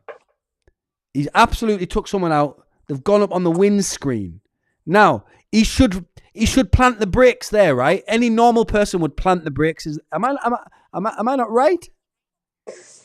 Like, Ricky, you mentioned how during Southport, they placed a guy with a hoodie and a knife in the center of a crowd to kind of provoke. An Arab-looking guy. Exactly. I find it very funny how the same thing is kind of happening again, but with this crowd. They've placed someone in the middle because he didn't do it when he was further back in the crowd. He did it in the place where there were more people. It's almost, to my eyes, I may be speculating, I may be going into conspiracy land, but my eyes, it looks like he was almost placed there to provoke the crowd. And like I said, that mass psychosis, let me do something so dramatic to get people so angry. And once we get a reaction out of those people, boom, we've trapped them and we can call them every name under the sun. I don't know, maybe I'm going into conspiracy land. No, we need the conspiracy. Because... And the fact that he's doing it in front of an ambulance, like, how confident do you have to be in your own ability to get away with crime to do that right in front of that? Is that an ambulance or... No, that's I think it looks like a bobby van. Yeah. It looks like a police van. And look at all these police officers, right? Now, we can use the angle that you've just said, which is how much gall do you need to have to do this crime in front of police officers? Or we could look at it on another hand, is that, remember, the official story is that he was spooked, he was scared. But that's not how a spooked person acts, Ricky. That's what I'm saying. Yeah, I would get out of the car, or I would take a left. I wouldn't drive into people. But Bougie, the police are there. So if you need to be protected, they're there. And that's what I'm saying. What I can't wrap my head around is the fact that how confident must you be in yourself and your ability to get away with murder, to do that in front of the police? That person must really confidently believe in himself that he can get away with this, to do that in front of a crowd of people. Something is not making sense here. So yeah, it wasn't intent to murder. It wasn't intent to murder, full stop. Because like I said, if we play it in slow motion, he drives into the car of people, he stops for a little bit, pauses, he finds an even bigger crowd, he takes this very small left and tries to harm more people. That wasn't intent to... Right. And Ricky, I'm so sorry. Do it. How many cars have we seen driving to Christmas markets? We've seen too many. Too many. Way too many. We've seen it in Germany. And who are the drivers of these cars? Exactly. They're Islamists, they're Muslims, they're terrorists. Exactly. And again, the picture that we showed, I don't want to jump too further ahead because I know we're still here, but the picture that they showed of the man that was in the car was a lot tanned skin to the poor goyle that they showed in the mainstream media. Yeah. So, oh gosh, this... Oh no, we're gonna pick this apart right now. And I'm so glad that you're here with me doing it, because this is what people were scared of. And it's like, no, you can't be scared to speculate. We are allowed to speculate, because how do you come to a conclusion? How do you come to the truth if you're not allowed to speculate ideas and play with ideas and look at all different avenues? Because if we don't do that, then it's basically saying only listen to what we tell you. And I tell you something, whoever's watching out there, there's no way on this God's green earth that I'm ever going to accept that, because that would be what I would call stupidity. It would be slavery. Right? Modern day slavery. Modern day slavery. Like, you just shut up now and do as you're told and believe what we say. Don't do any scrutiny yourself. Huh? And I'm warning you not to speculate. I'm warning you. Nonsense from the pits of hell. Nonsense. All right. Absolutely. Let's have a look. So I've got hold of the thing now, so we can kind of like do it in parts. Right. So he's there. Okay. Is it an ambulance or is it a police van? I think it's an ambulance.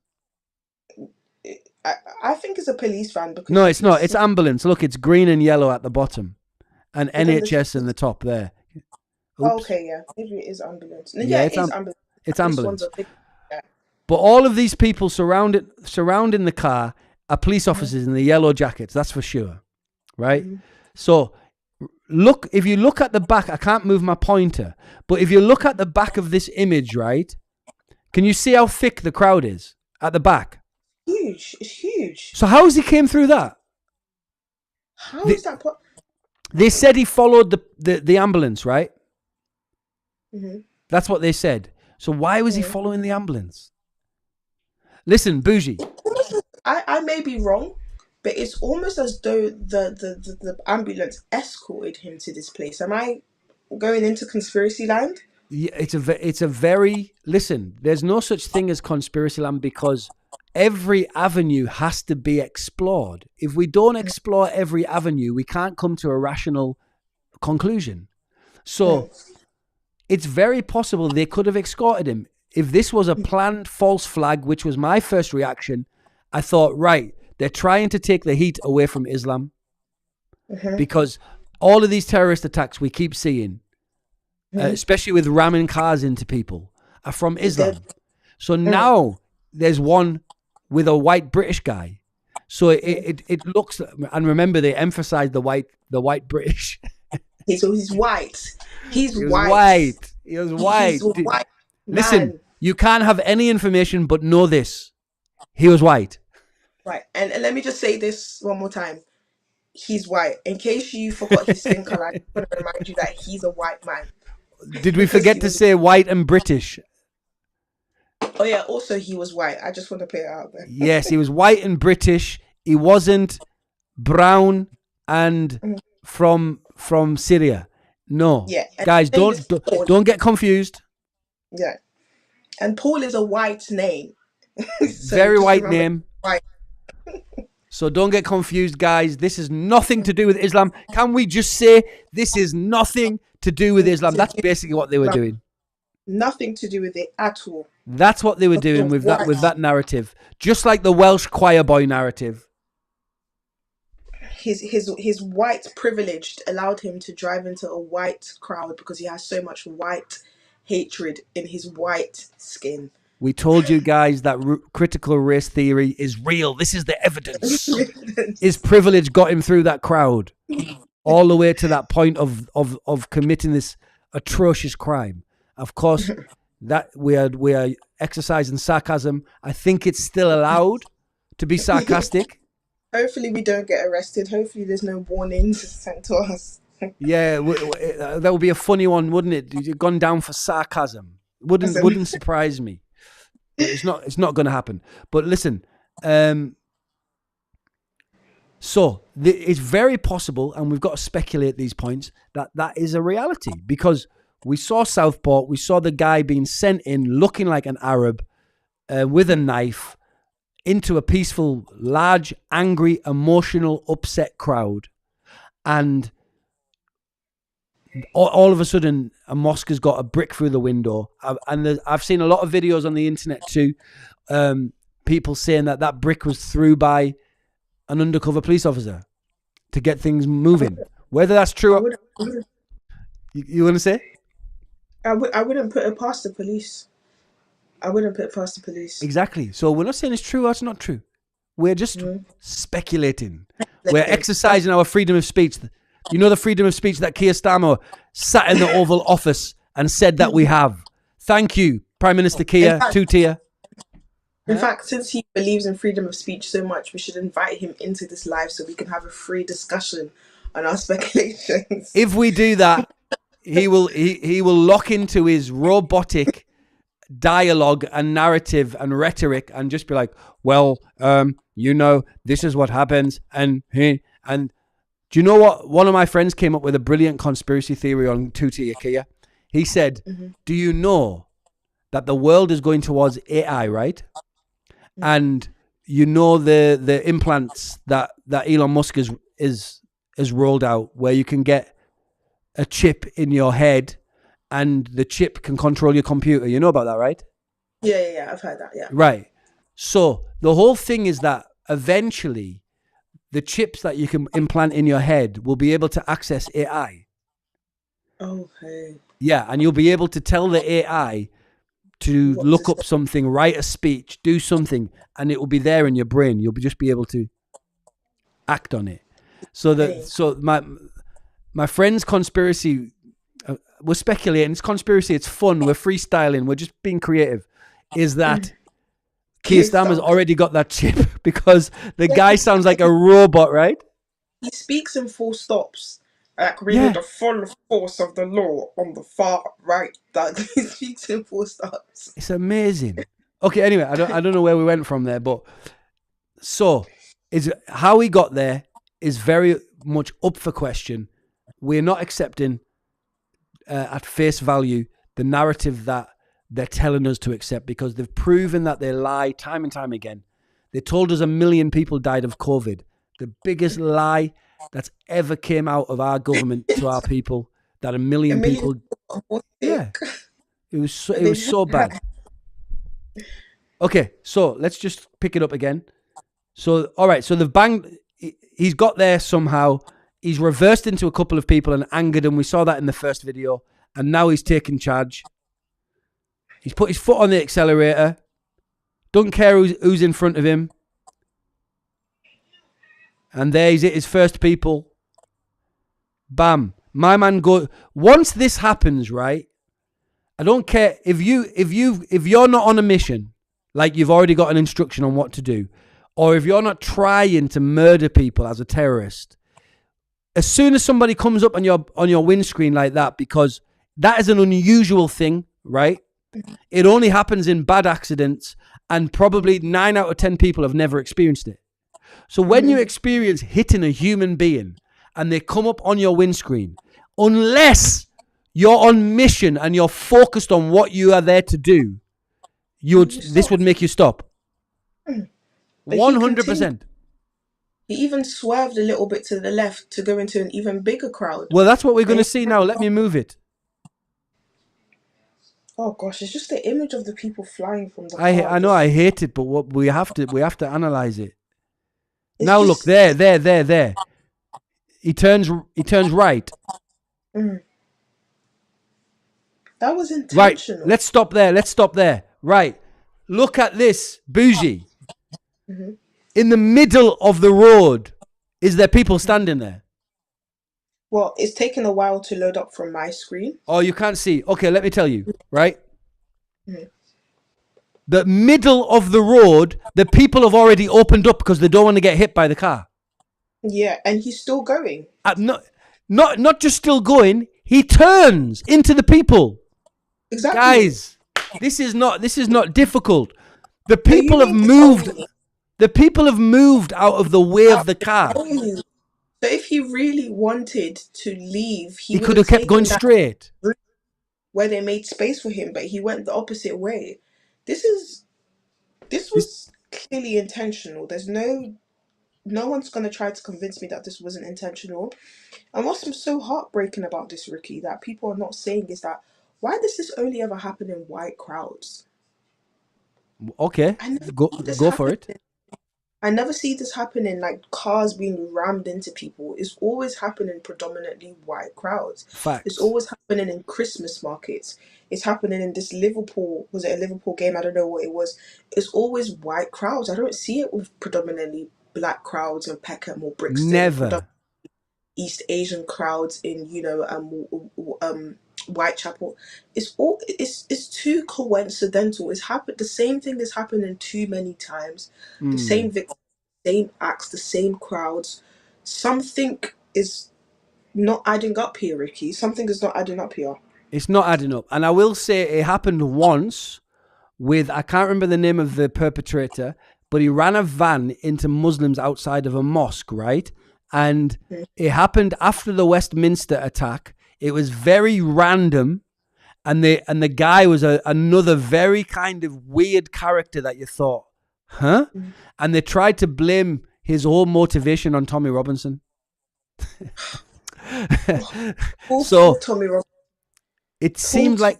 Sorry, go on. I said, poor Tommy. He can't catch a break. Tommy doesn't catch a break from these people, man. But fortunately for us, Tommy doesn't care. He doesn't give a whatever about what these people say or do. So I'm not sure if you've seen his socials. He's just out here, Nando's and TGI. My man's enjoying. He's living life. He's living the life, man. He's eating. He posted some weird breakfast that I've never seen in my life that had flowers on it, and I'm like, what is this? He has a very weird food taste. I saw his Nando's menu, and he literally just had chicken and ketchup. No chips, no coleslaw, no rice, no nothing. Just he's keeping things 100. He's keeping things working class council Britain. That's what we like to see. Bougie, you're going to laugh at this, yeah? I was with my cousin who's also from Middlesbrough. We're from Middlesbrough. We're from working class Middlesbrough. Like, we're from the working class Middlesbrough, like the areas that, that's where we come from. And we were catching up today, and we were talking about this meal that my nana used to make, yeah? And if anybody knows this meal out there watching, please DM me, please. Because we come to the conclusion that this meal was only made in our household, that it's not on any other menu, even in the Northeast or even in the world. It's basically plain spaghetti, right? With gravy, with chopped bacon and mushrooms in the gravy on top of the spaghetti. Oh, that doesn't sound great. It was it was gorgeous, right? But I think this is unique to our household, and if anyone else out there is going to tell me it's not, I'll be so happy. But anyway, we digress. Oh gosh. But the guy who ran into the people outside of the mosque, right? Everyone was saying that was a false flag too, because it just didn't make any sense. And this guy had no criminal record. There was nothing showing that he could do that sort of violence, exactly like the profile they're trying to put out about this guy. If you look at the headline, that probably we'll have a look at in a second, all of these headlines on mainstream media said family man, father of 3 kids. Did you see that? Yeah, I've seen it. But Ricky, something in my spirit is telling me that is not the guy who did it. Right. We're going to get into that. Let's get into that. Right, let's finish with this trajectory, right? So, I'm so glad we did this, because I never noticed this before, that the crowd opened up for him. And he decided to turn into the crowd. Right? So, let's just go back over that again. Oh man, I don't know how to make my mouse stick on that thing. Oh yeah, got it. Right. Here he is. He's going straight. He's hit the guy. And the crowd has opened up the road. There you can see that people have moved out the way. The road is open. And my man turns to the right. There you go. Look at that picture. You can see the road is open in the middle. And my man is going into the crowd. Now he's in the crowd. Now he's hitting multiple. And he hasn't took his foot off the accelerator. He's still going at speed. Now people are piling underneath the car, and he's turned back into the middle now. And he only stops, I mean, we can remove it now, I think. I don't like to see it. But it's important to analyze this thing. And somebody came to me and said, oh, so why did he stop? He only stopped because of the amount of bodies that were piled under the car. That's the reason why he stopped. And some of them bodies included children I saw in the report today, 9-year-old was the youngest person affected. Oh God. Oh my God. So bad, man. My daughter, who's downstairs watching TV, is 9. Man. So let's get into it, Bougie. This thing is not adding up. Who would do that? Only an evil person who has a hatred for this country would do something like this. It's that simple. Only a Okay. very, very evil person. No, let's be very, very straight. Only a terrorist would do this because this is terrorism. Right, hang on. Let me just respond to Matt in the comments on X, right? Matt is basically saying that we are failing to mention that the car was attacked first. No, we proved it, Matt. Have you just tuned in, Matt? I don't know. But the first video we played showed you that the aggressor was the person in the car, and the people attacking the car were responding to the aggression that the person in the car first enacted. Do I need to play the video again? Do I need to play the video? Say one thing? Can I just say one thing, Matt? Before the car started to drive into people, you can hear people saying, "Oh my God! Oh my God!" meaning something had happened with that car prior to the car running into people. Now, even if people were provoking the man in the car, it still does not just for you to go from having a switch to anyone who's capable of having a switch where they're capable of killing a couple dozens of people. That is not okay. That is not okay. At I can't all. imagine myself exactly. And mind you, the police is right there. I could never imagine myself like Matt. Would you imagine yourself being attacked by people in your car and your first thought is let me drive into more people? That's not a sane way to think. It's not a Right. sane way. So we are not denying the fact that the car was being attacked by multiple people. But if we pay close attention, prior to the car driving into people, people were saying, oh my God, meaning something was happening with that car and with the people. Bougie, I Yeah. found the video, right? So Matt, I'm going back to this video for you. I don't know if you watched it the first time with us, but because you've brought up that point, it's important we go back to it because we need to highlight this, right? Because these are the same things that are going around the internet, right? So this video is the first video we got to see in terms of the timeline, right? Of what happened. Now, our guy is already in the middle of a crowd. So he's already forced his way into the middle of a crowd on a street that's wall to wall with human beings. Now, even at the beginning of this video, they're not attacking the car. But then the guy in the car is going to bump somebody. And then they start attacking. Watch. Shall I do it in slow-mo? Why not? Thought that was quite good slow-mo. Right here. No one's attacking the car, but they're all saying, what you doing in here? Like, why are you in the crowd? Why? That's the number one question. Why is he in the crowd? Now he's going to bump somebody. Watch.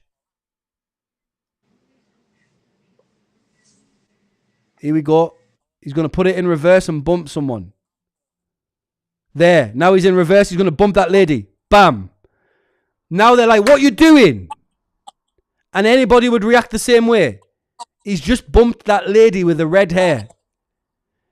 And guess what? Football fans are known for not taking nonsense. And you're united as a football team. So, man, this thing is crazy.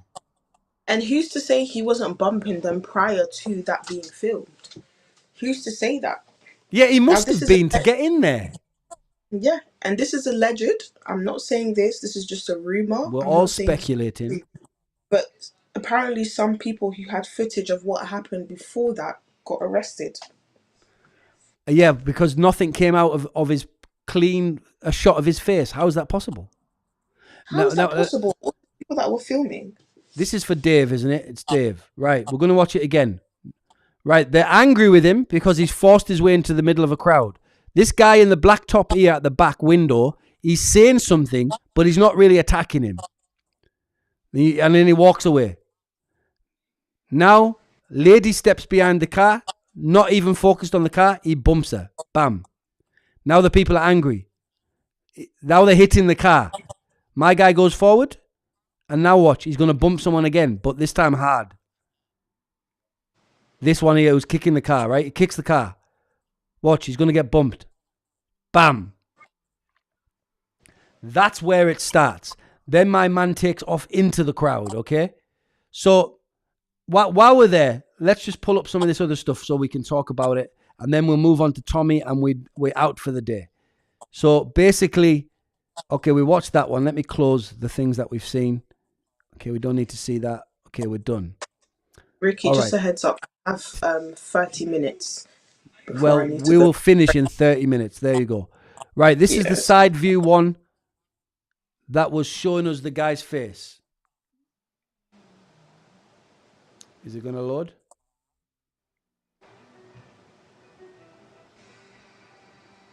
All right, here we go.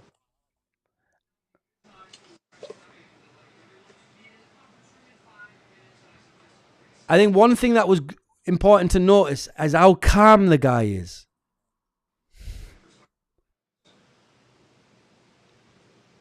Like, look at this person over here, Bougie. See this guy here? This guy's in shock, right? He's like, whoa, what's going on? His hands are up. It's taken quite a while to load. Like on my side, it loads Okay. But my man is trotting through there calmly, right?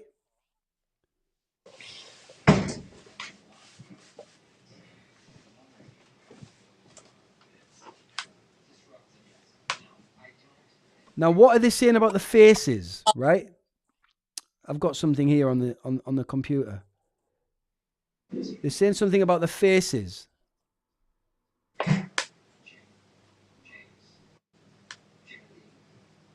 Let me find it. Let me come back.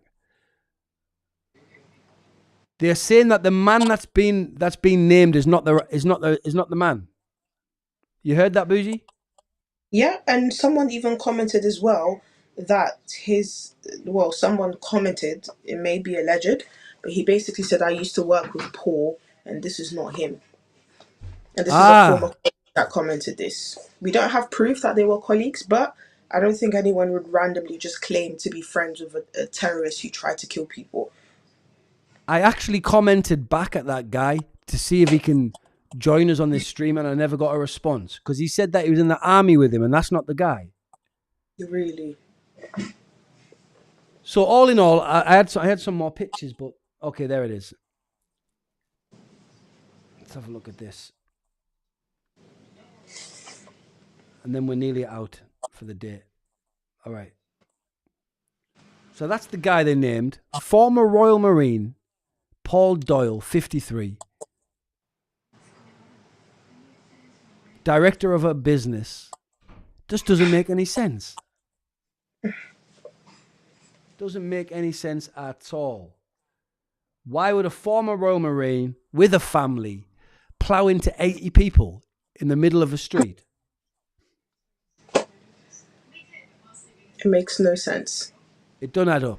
So important that we really just don't take this narrative with medium fries and ketchup from the government and the authorities like good little boys and girls. It's important we exercise the wonderful freedom of speech and freedom of speculation that we have, and we exercise it to the maximum of what we want. So is there anything else you wanted to say about the Liverpool guy? The only thing I wanted to say is, first and foremost, she said that we can speculate. I would like to change that word into logic. Like when you look at this video, it's clear, it's logically clear that this was intentional. He was trying to kill people. It's logically clear that that was a terrorist attack. You don't need the media to tell you any different. Now, when it comes to the actual person, Paul Goyle, when I looked at an image, now I've been doing editing graphic design for a very, very long time. So I can tell you when an image is fake or when an image is real. And something is not right with that image. From his eyes to his teeth, it just looks like someone slapped on features onto another person's face. Now, I'm not saying that that's not him. I'm just giving my own speculation and judgment that something doesn't look right. And I actually tweeted this, and so many people responded to my tweet saying, AI, can you please tell us if this is a real photo, if this is AI generated? And I was flooded with comments from people from AI basically saying that yes, this is a fake photo and this is It's on AI. the screen right now. Yeah, it's flooded with comments from AI basically saying that this is not a real photo. So look, there we've got ChatGPT saying exactly the same thing. So Grok and ChatGPT were both in agreement that this looks like a doctored photo, right? And they can't, and listen, you can't attack us for doing this because apparently AI is the most advanced, method of technology. So if AI is saying that it's fake, then don't be mad at us if we end up believing it. Exactly. And there, I've just put up another one, a more recent photo, they said. I mean, you can't tell a great deal from a photograph, but it looks like a man. And I said this actually the day it happened from the video, that he looked very focused. He didn't look like a person panicking. He didn't look like a person who was stressed. He looked very calm, very focused in that video of him just driving by. And he's in the middle of nobody in their right mind, including me, including Bougie, including all of you, is driving into any street with thousands of football fans in it. You're not going to do it. But no one would do it in their right mind. What And would be the reason? what would be the reason unless she was an actual terrorist? And what was so interesting is, I'm not sure if you saw this, Ricky, but there was actually footage of snipers up on the buildings. Let me bring it up. I got it ready. It's here. What were the snipers doing there? What time did they get there? Who called them to do that in a matter of seconds? In a matter of seconds, they traveled. Right, there they are. While you're talking, sniper on the roof. No, but Ricky, let's really break this down, right? How did it's either two things happen. The sniper was already there. And if the sniper was already there, why would he be there? It's just a football event. Why would there need to be a sniper on the roof? Or the sniper saw the event happening, traveled through that huge crowd in a matter of minutes and seconds, and went up all the way to the roof to try to protect those. Something is not adding up. It's not adding Something up. is off. It's not. Do you Something is know, off. Bougie, do you know what this reminds me of? Not No. just Southport. It also reminds me of the situation with Trump when they tried to blow his head off. There was a Like sniper.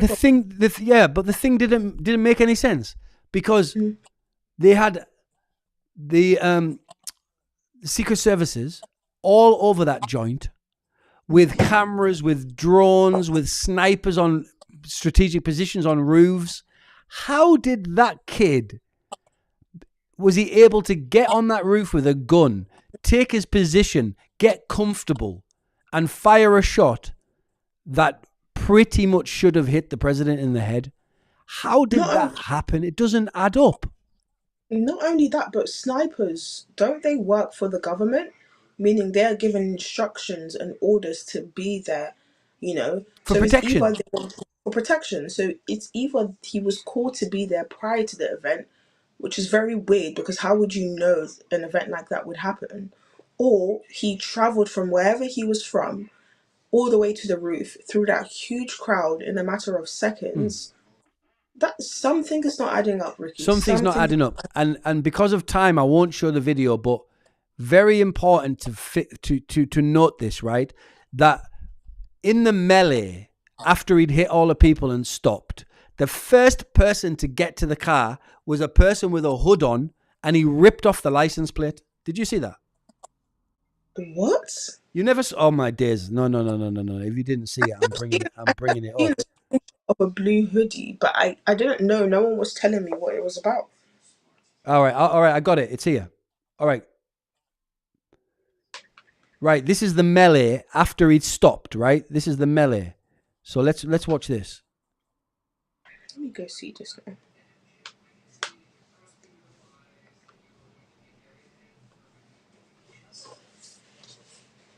Oh, come on. This thing don't want to load. Technology, man. All right, here we go. Okay. There. Boom. Let me stop it. Here we go. Right. Police are there. Very strangely, they look like they don't know what to do. Police are there. Mm-hmm. Here we go. Right there. First person to get to the car as it stopped. He's reaching out. He's grabbing the license plate. And remember, license plates are bolted on. If you own a car, go to your driveway or your garage now and try and pull off the license plate. It's not easy. They're bolted. You got to really yank it to make it snap. My guy goes there. Watch. He gets it by the edge of the license plate. And bam. Rips it off in one go. All in one. Bam. Gone. And I find it very interesting how, you know how you said during Southport, the police, what did they do? They were gathering around the mosque to protect the mosque. It's the same thing that they're doing here. They're gathering around this car to protect the man in the car. Why is the police Exactly. protecting the victimizers? I'm so Exactly. confused with what is going on. Guys, I need us to start thinking, like really start thinking, stop believing things. This is a very Because good point you just made there, man. I hadn't heard that yet. Why were the police protecting the guy? Surely they should have been with the crowd, like we're on your side, crowd. Wait, let's get the criminal. Thank you for getting the criminal. Let's go. they should have been picking up those people on the floor, checking if they're okay. If something isn't right, this live really made me realize that something, I thought it was bad, but this is even worse. It's worse than we thought, and Yes. also when the number plate when people looked it up online, it had no record. Mm. Yeah. It completely disappeared. Okay. So first you have, Bougie, sorry. Here's the tweet that you were talking about earlier. It's from a user on X called AC Spartan, and he says, "Oh no, this one says that's Paul. I served with him, but the guy in court is not." Let me just leave it on the screen. Of course, anyone can create an account and say what they want. There's a lot of liars and a lot of bots and a lot of narrative shifters on social media. We know this for a fact. This could be one of them narrative shifters. We don't know. I tried to reach out to this person. They didn't come back to me. But we need to talk to this person if this person is genuine. no, but it's absolutely true. And not only that, why would someone try to claim a terrorist to be their friend unless they genuinely believed what they were saying? Very tricky stuff. Very, very tricky stuff. So the AI image thing is a big deal. I also wondered, I took a screenshot here. It's the wrong way around. Let me see if I can turn it. Right. This is after they were attacking the car, and we believe the driver was on the outside getting beat up. We believe. And the reason why we believe is because there's no video footage of the Liverpool fans beating up the guy. How can that be possible? There's none. None. How? There's video footage of everything else. And have you ever, Ricky, have you not noticed there's only like 5 footages? So all the footage that you showed me, that's the only one on the internet, and there were millions of people there. So for sure, this information, this content has been suppressed. Something is not right. Something is being covered up. Something doesn't make sense. Do you remember Axel Rudakabana, right? Yeah. When his name got released, everybody went to the internet and searched for his social media. And this 17-year-old, is he 17 or 19? I can't remember. But this teenager you couldn't find any social media for him. Isn't It's that not the possible. same thing that's happening with this car? The same thing that's happening with this car. You search up the car and all of a sudden all the information is gone. Something isn't right. These guys are up to no good. But I took this picture because the police officer got inside the car. He's sitting inside the car. I'm thinking, what is this guy doing in the car? I had no idea why he jumped in that car. These police officers, but why? Let me try to see, because I don't know why it's taking forever to upload. But yeah, it's just basically, I've just got people on the screen that are basically saying, why would you rip a number plate off? Who does that? Of all the things, of all the things. You would smash the window, you would kick the car, you would throw your hat on it, but the first thing you do is remove the number plate. I'm telling strange. you. Somebody in the But comment people has said Liverpool's JFK moment.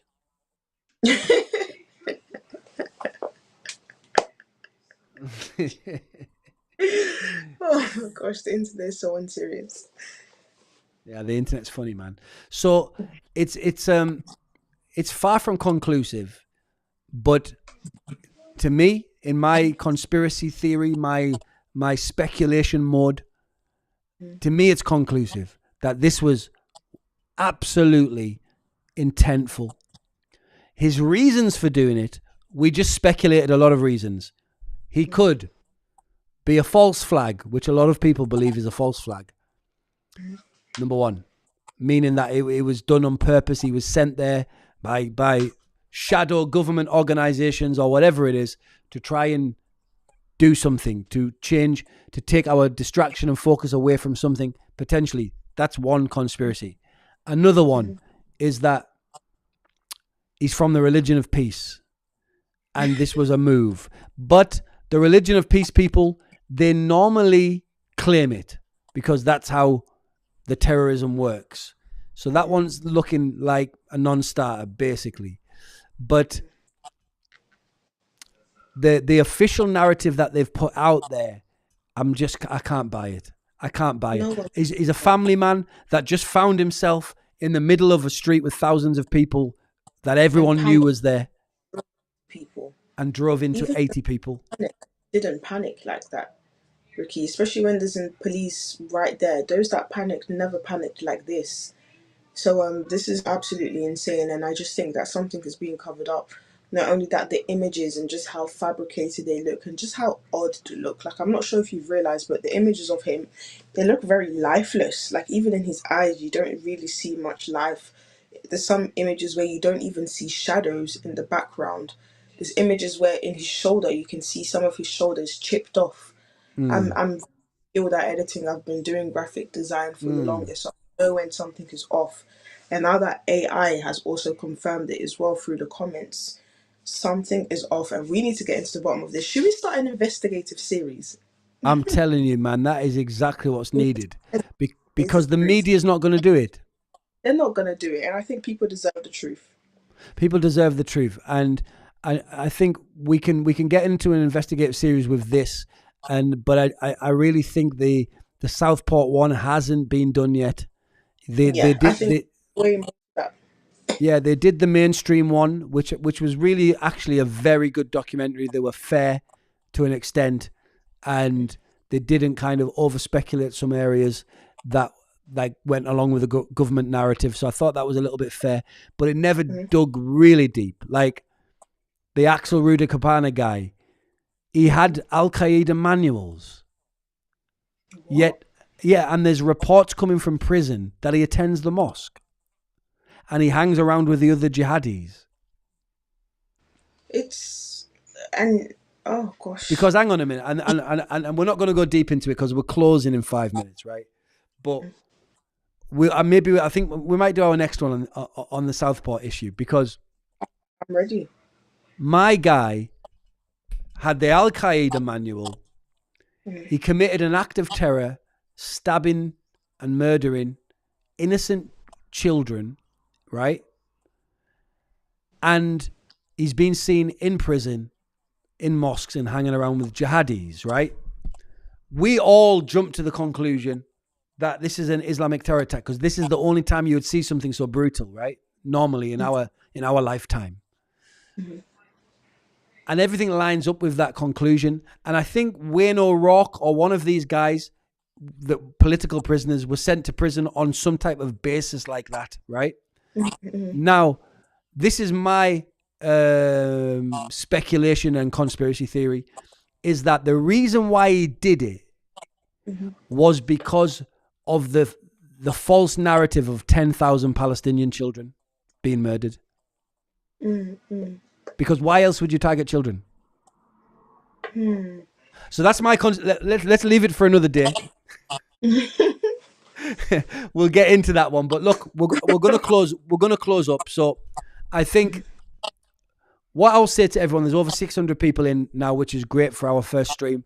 And I want to say, look, subscribe and like on the YouTube channel for I Am British. Okay, we're going to be putting a lot more content. We're also going to break up this live stream and put it out as content as well.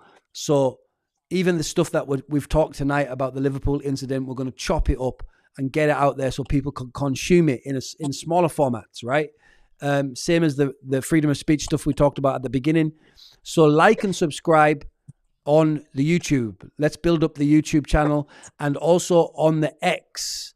So follow the X, and we'll be there as regular as possible. So engage on the I Am British. We have a really great vision for I Am British, where we're going to be bringing together. It's a platform to bring together many brilliant conservative. When I say conservative in Britain, people think I'm talking about the party. I mean the conservative-minded people, patriots, we can say, to come together on the I Am British channel and to represent the voice of the British people, especially online and through content. So that's what I Am British is for, standing for British values, democracy, traditions, heritage and culture. And it's great to be here with you, Based and Bougie. I'm really happy how that's fell into place, Thank you so much. No, this is what I Am British is about. I think Ricky's vision for I Am British is for us to do exactly what we've done here, which is to encourage you guys to use your freedom of speech, exercise your freedom of thought, exercise your freedom to speculate, exercise your freedom to make jokes, exercise your freedom to investigate, and exercise your freedom to just use your logic. Do not allow them to deceive you into believing, that you using your logic and seeing what you've seen with your own eyes is false. So I just can't wait to see what the future holds for I Am British. Amen. And also follow Based and Bougie at Based and Bougie on X and all of the social media platforms, right? Yes, all my social media platforms is just Instagram is _Based and Bougie _ Yeah. And same for the YouTube channel. Go and subscribe to Based and Bougie. For me, it's at Real Ricky Doolan. You can subscribe on all of the platforms. And, I think we're out of time. I think we're going to we'll do a deep dive on Tommy Robinson on another one, right? Because there's too much to say about Tommy. Too much. We'll be here till 3 a.m. But we just want to say congratulations and well done to our brother, Tommy Robinson, who is now a free man. And he took one for the team, a big one for the team, by going into that prison cell, serving his time eloquently, peacefully, 7 months, solitary confinement. Nobody should have to do that. He went through it. He knew that he was going to have to go through something like that, but it shone a spotlight on to the whole world on what's happening in Britain and the infringements on our freedom of speech and the infringements on our rights, our human rights. It was all exposed by Tommy Robinson going into that prison. So he did a big one for us. Trust me, he did a very big one for us, and we're excited that he's out. We're happy. So if you get to see this, Tommy, we love you so much. Thank you for all that you are doing and what you did by going in that prison cell and by showing the world exactly what we're facing. And now together, united, we are going to fix this issue. We're going to fix it in the ballot box. We're going to fix it online. We're going to fix it in everywhere where we can make our voices heard. So this is our time and this is our moment. And in September the 13th, we're all coming together, me, Based and Bougie, everyone that is of the right heart, the right mind, that it loves this country of Britain, that wants to stand for Britain and the British people, that wants to stand for our culture, our history, our heritage, everything, and our future. We're all coming together 13th of September, Central London, for Uniting the Kingdom rally. Based, tell these people about these rallies, man. Listen, these rallies, they are not like your lefties rallies. They're not rallies where people are just angry all the time, criticizing all the time, cursing all the time. These are the most peaceful, most unified, most fun rallies. And it's either you be there or you be square. It will be huge, and it will be a big, big part of history that you would not want to miss. So, yeah. I love that. And that's the truth. Part of history. We're making history right now. And these Uniting the Kingdom rallies are literally pieces of history in the cultural movement of Britain. It went so far off the Richter scale towards the left and the walk, and now we're bringing it back. And these Unite the Kingdom rallies and the movement are part of bringing it back. So it's going to be amazing. So make sure you're there. 13th of September. All of the times and the meeting points and the muster points, they're going to be released. But for now, book your hotels, book your transportation. We know it's happening on that day. And tell somebody, this is the most important part actually, wake somebody else up, all right? It might be your cousin, it might be your mother-in-law, it might be your neighbor, your work colleague, I don't know. But wake somebody up and bring them to London for the 13th of September, because we are uniting the kingdom as one, and it's going to be something outstanding. Tommy's out of prison. He's a new man. Based, when you see Tommy's interviews, are you seeing that he's changed? He's definitely changed. A big, big, big event happened whilst he was in jail. While he was in jail, sorry, I was there to witness it. I'll let Yes. Rick and Tommy be the one to tell the story one day, God willing. One But day. you see the spiritual change in him.